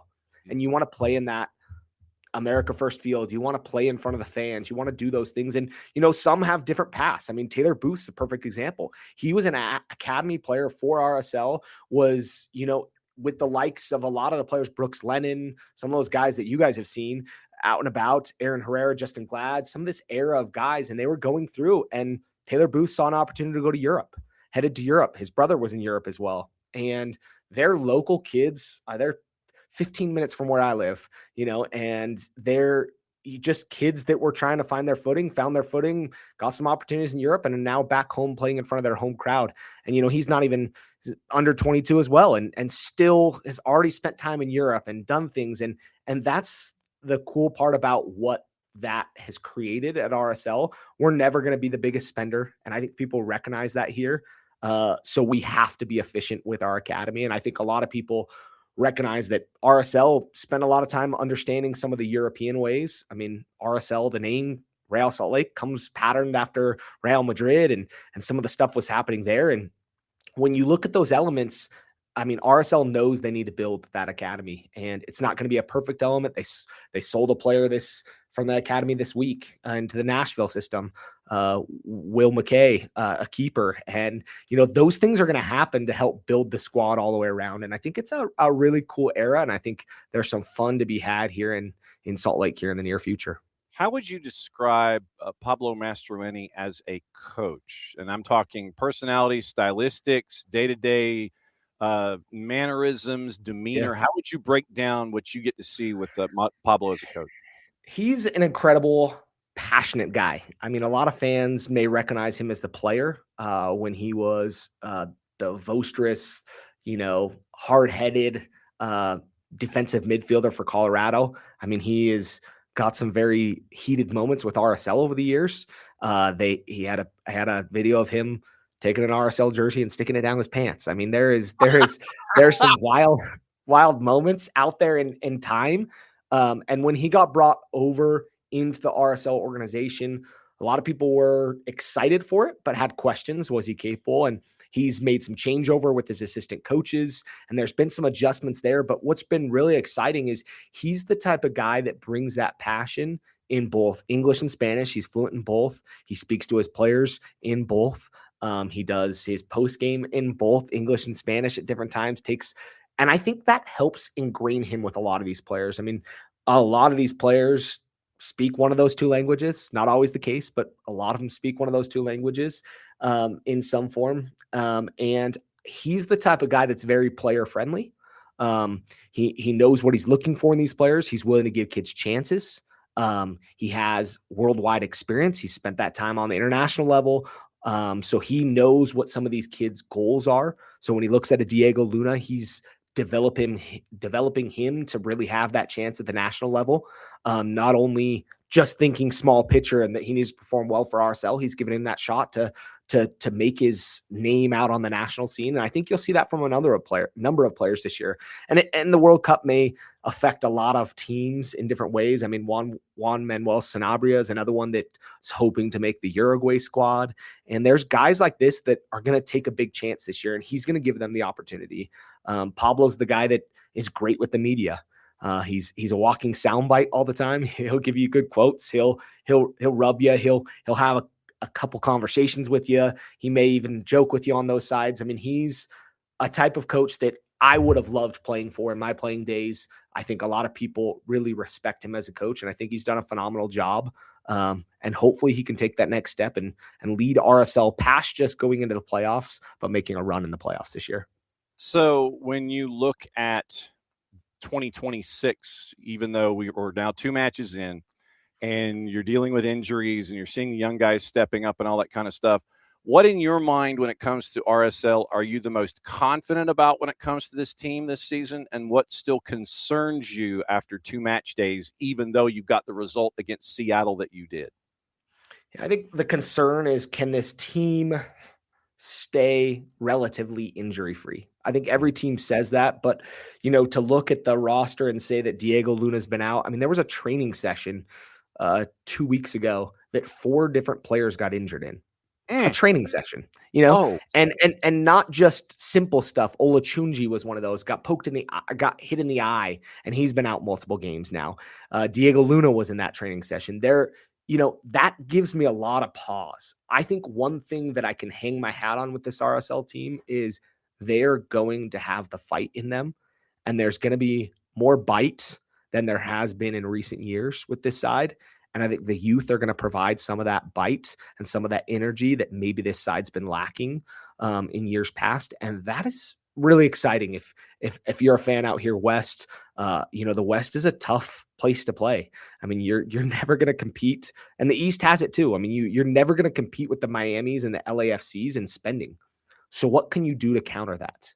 What can you do to, match the likes of Messi? And let me just put this straight out. I don't think you can match the likes of Messi, but I think we've learned that you can compete with those guys.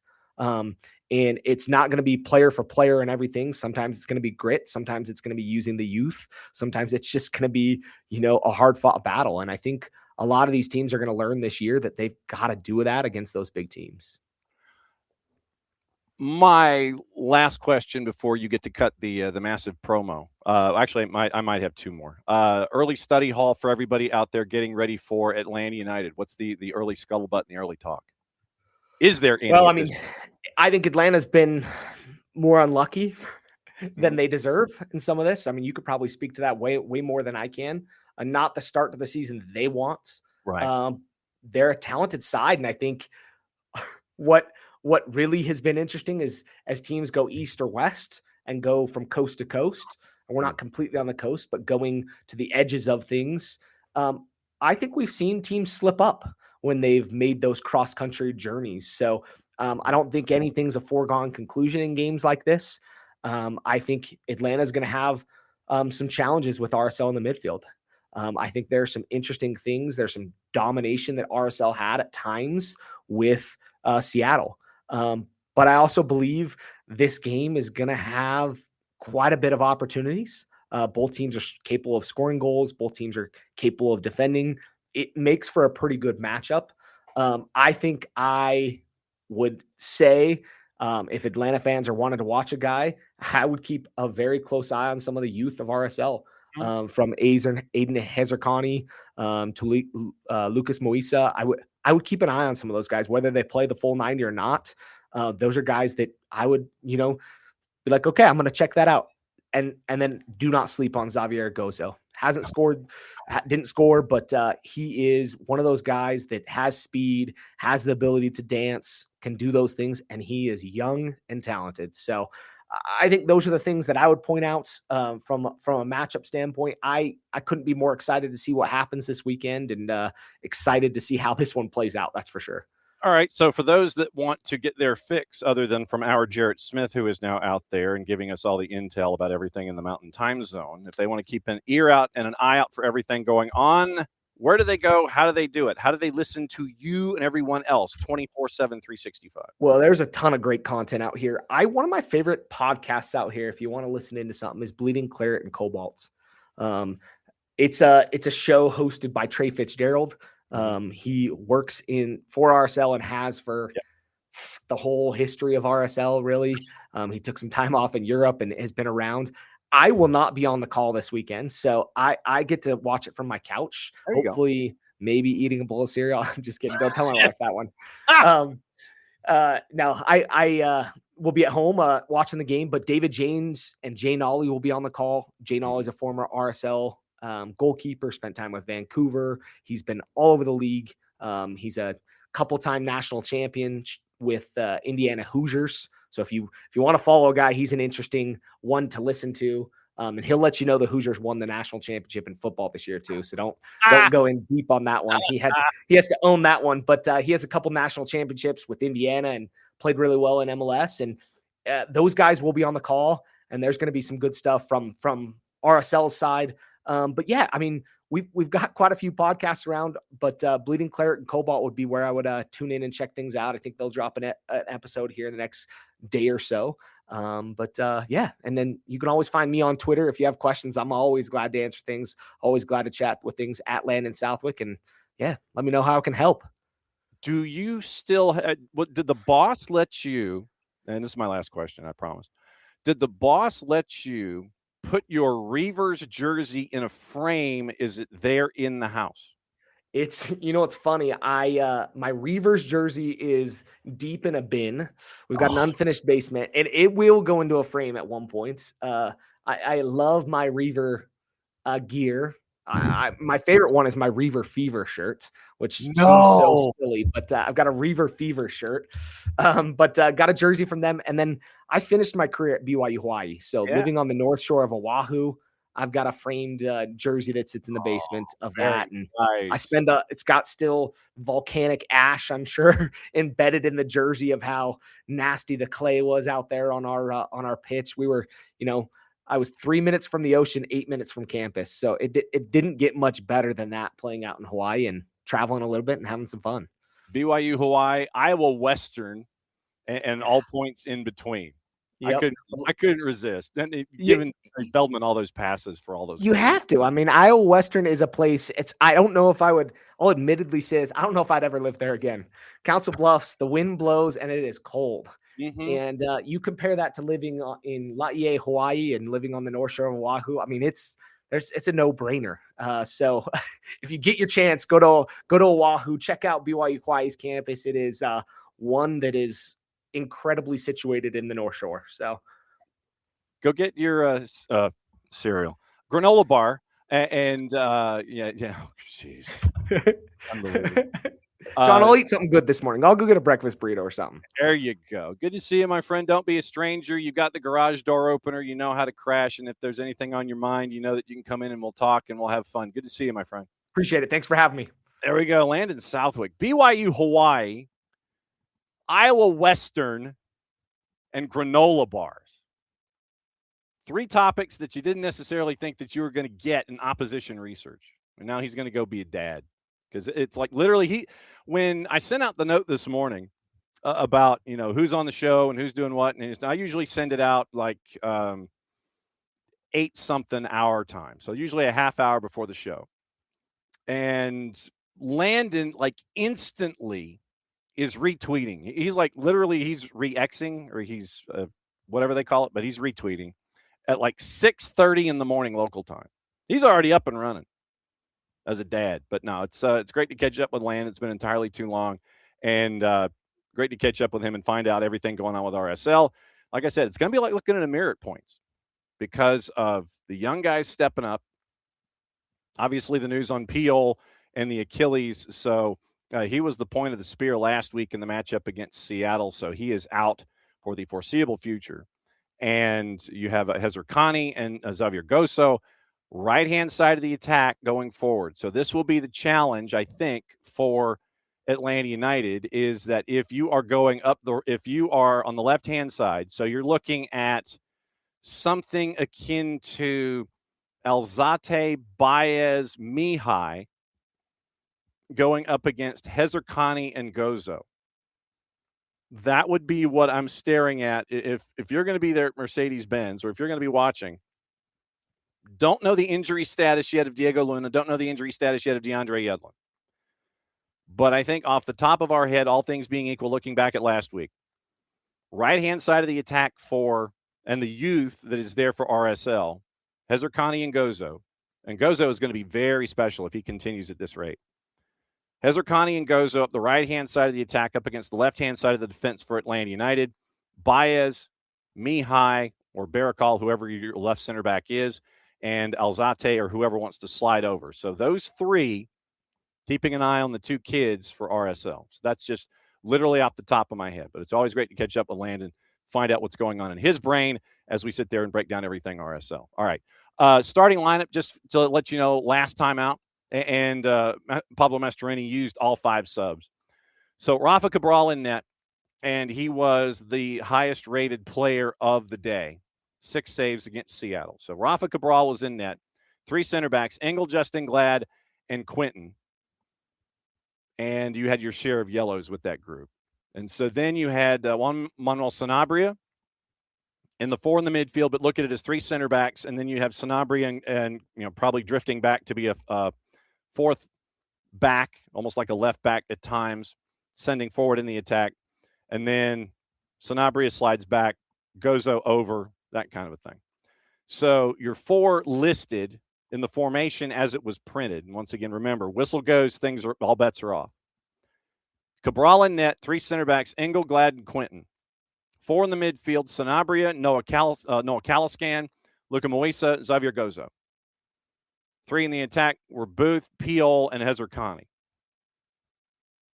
And so that was your setup. Once again, Piol injured Achilles. Pablo Mastroeni said as much after the match. So he's out for the foreseeable future, probably for the remainder of the year. We all know about Achilles injuries involving Atlanta players. So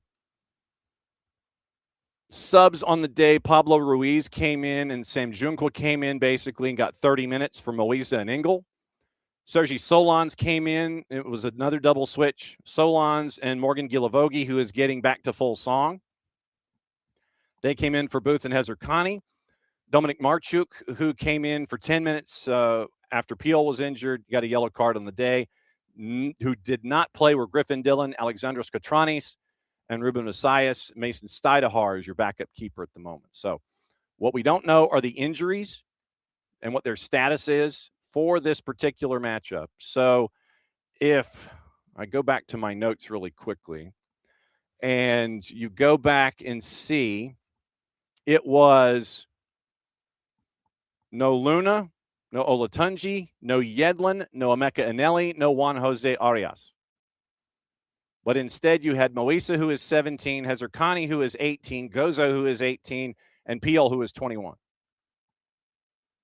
So those were your subs for the 5 players that are traditionally in that lineup. And that's why I wanted to ask Landon, all things being equal, what would the starting 11 be in his mind?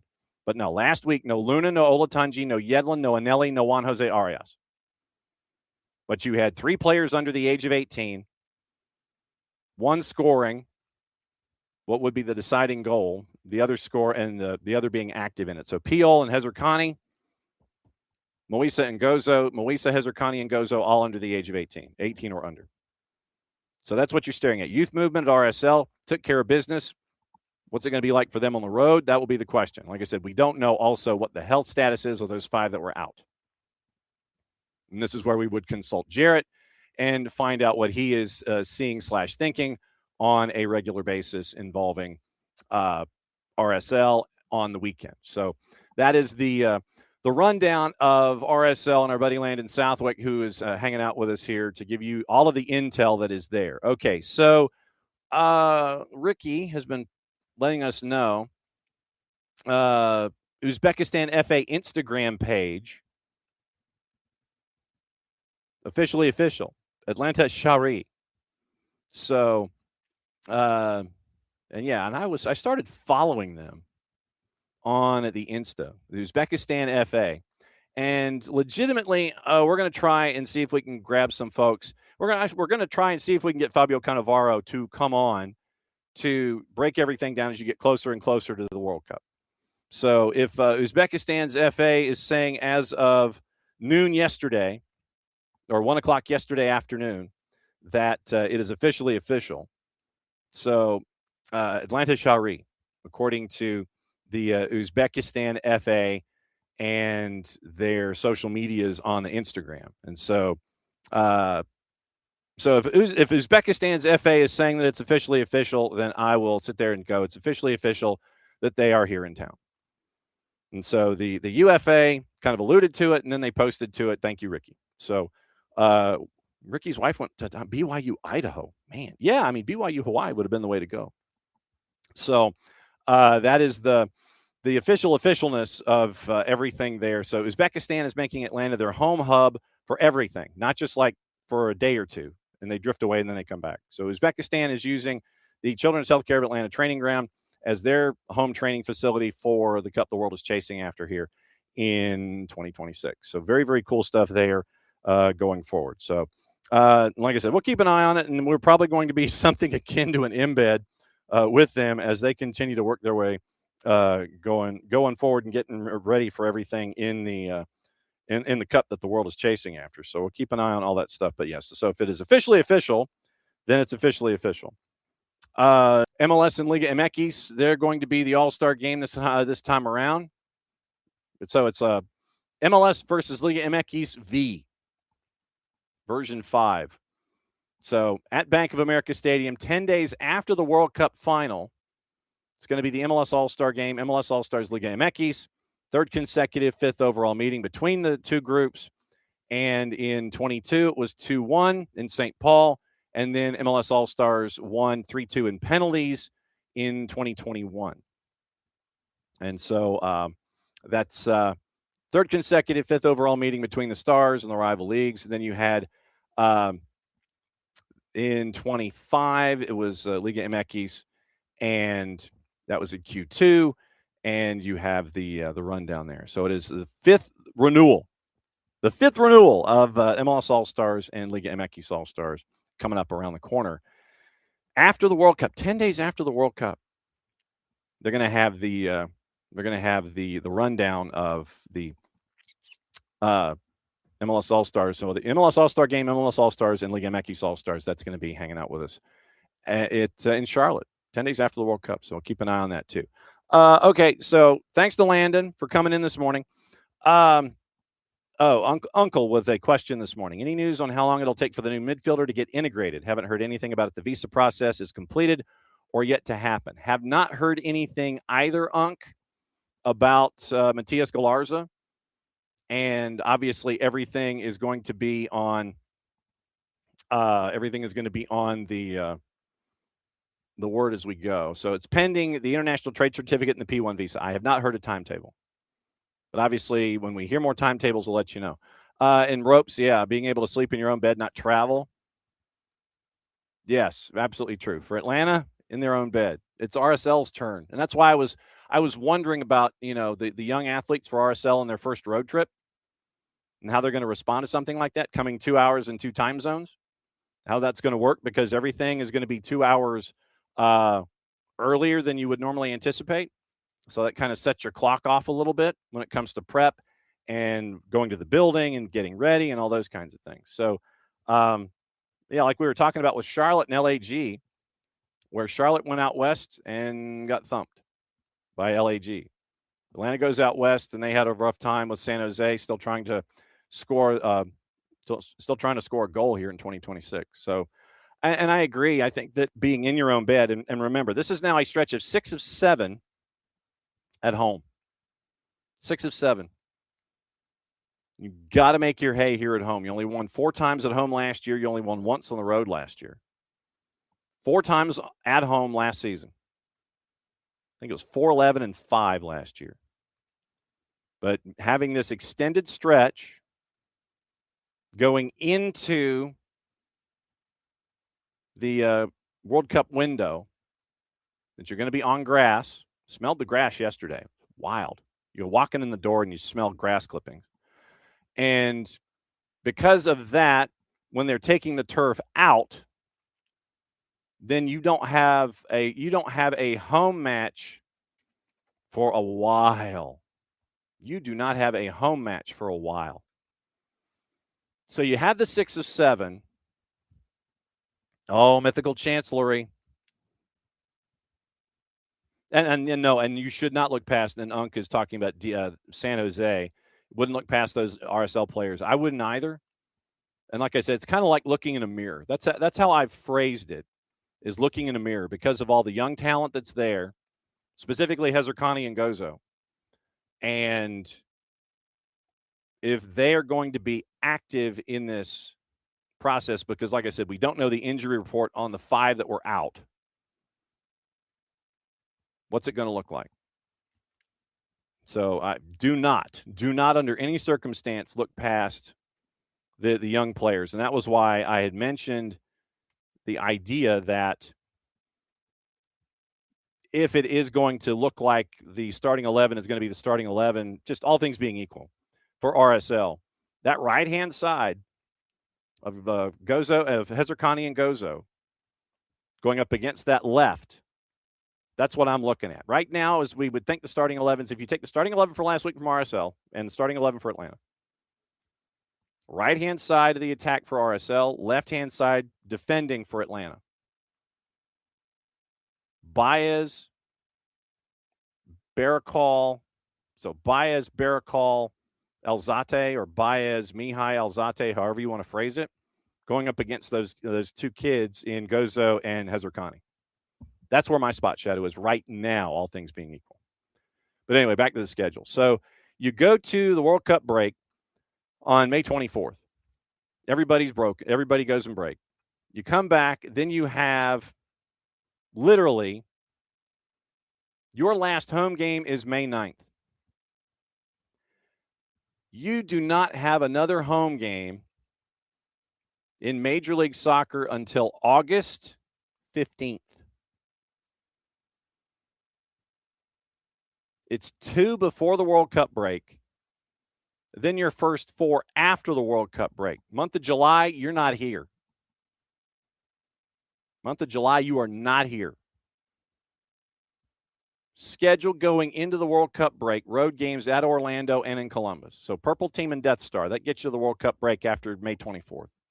July, Geodis, Charlotte, New England, August, Philadelphia, and then you're back home against the Red Bulls on August 15th after the international break in the second weekend of August. So you've got to make your hay right now leading into this. 6 of 7 at home. Then as they take the grass out and put the turf back in, Purple Team, Columbus, Nashville, Charlotte, New England, Philly. Then you're back home August 15th. Front-loaded schedule at home because of the turf and grass. Make your hay now. That's what the deal is. All right. We're going to come back in about 45 minutes, and we're going to do Red Clay Soccer Report. Once again, Molly McCarty from Jefferson.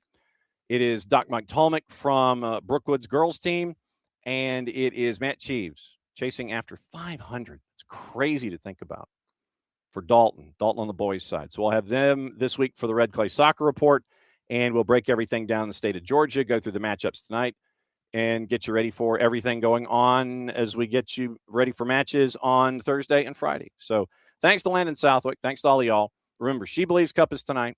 Premier League is this afternoon. And you've got Libertadores tonight and other things going on as we go. Back in 45 minutes for the Red Clay Soccer Report. Once again, thanks to all of y'all for hanging out as much as you do here Monday through Friday on SDH AM. So for everybody here, thanks to all of you. Back at it again in 45 minutes. Mucho Platiel, play it safe if you're just here for the AM. Back in a little less than 22 hours into the show, that means we get to do this. See you in 45.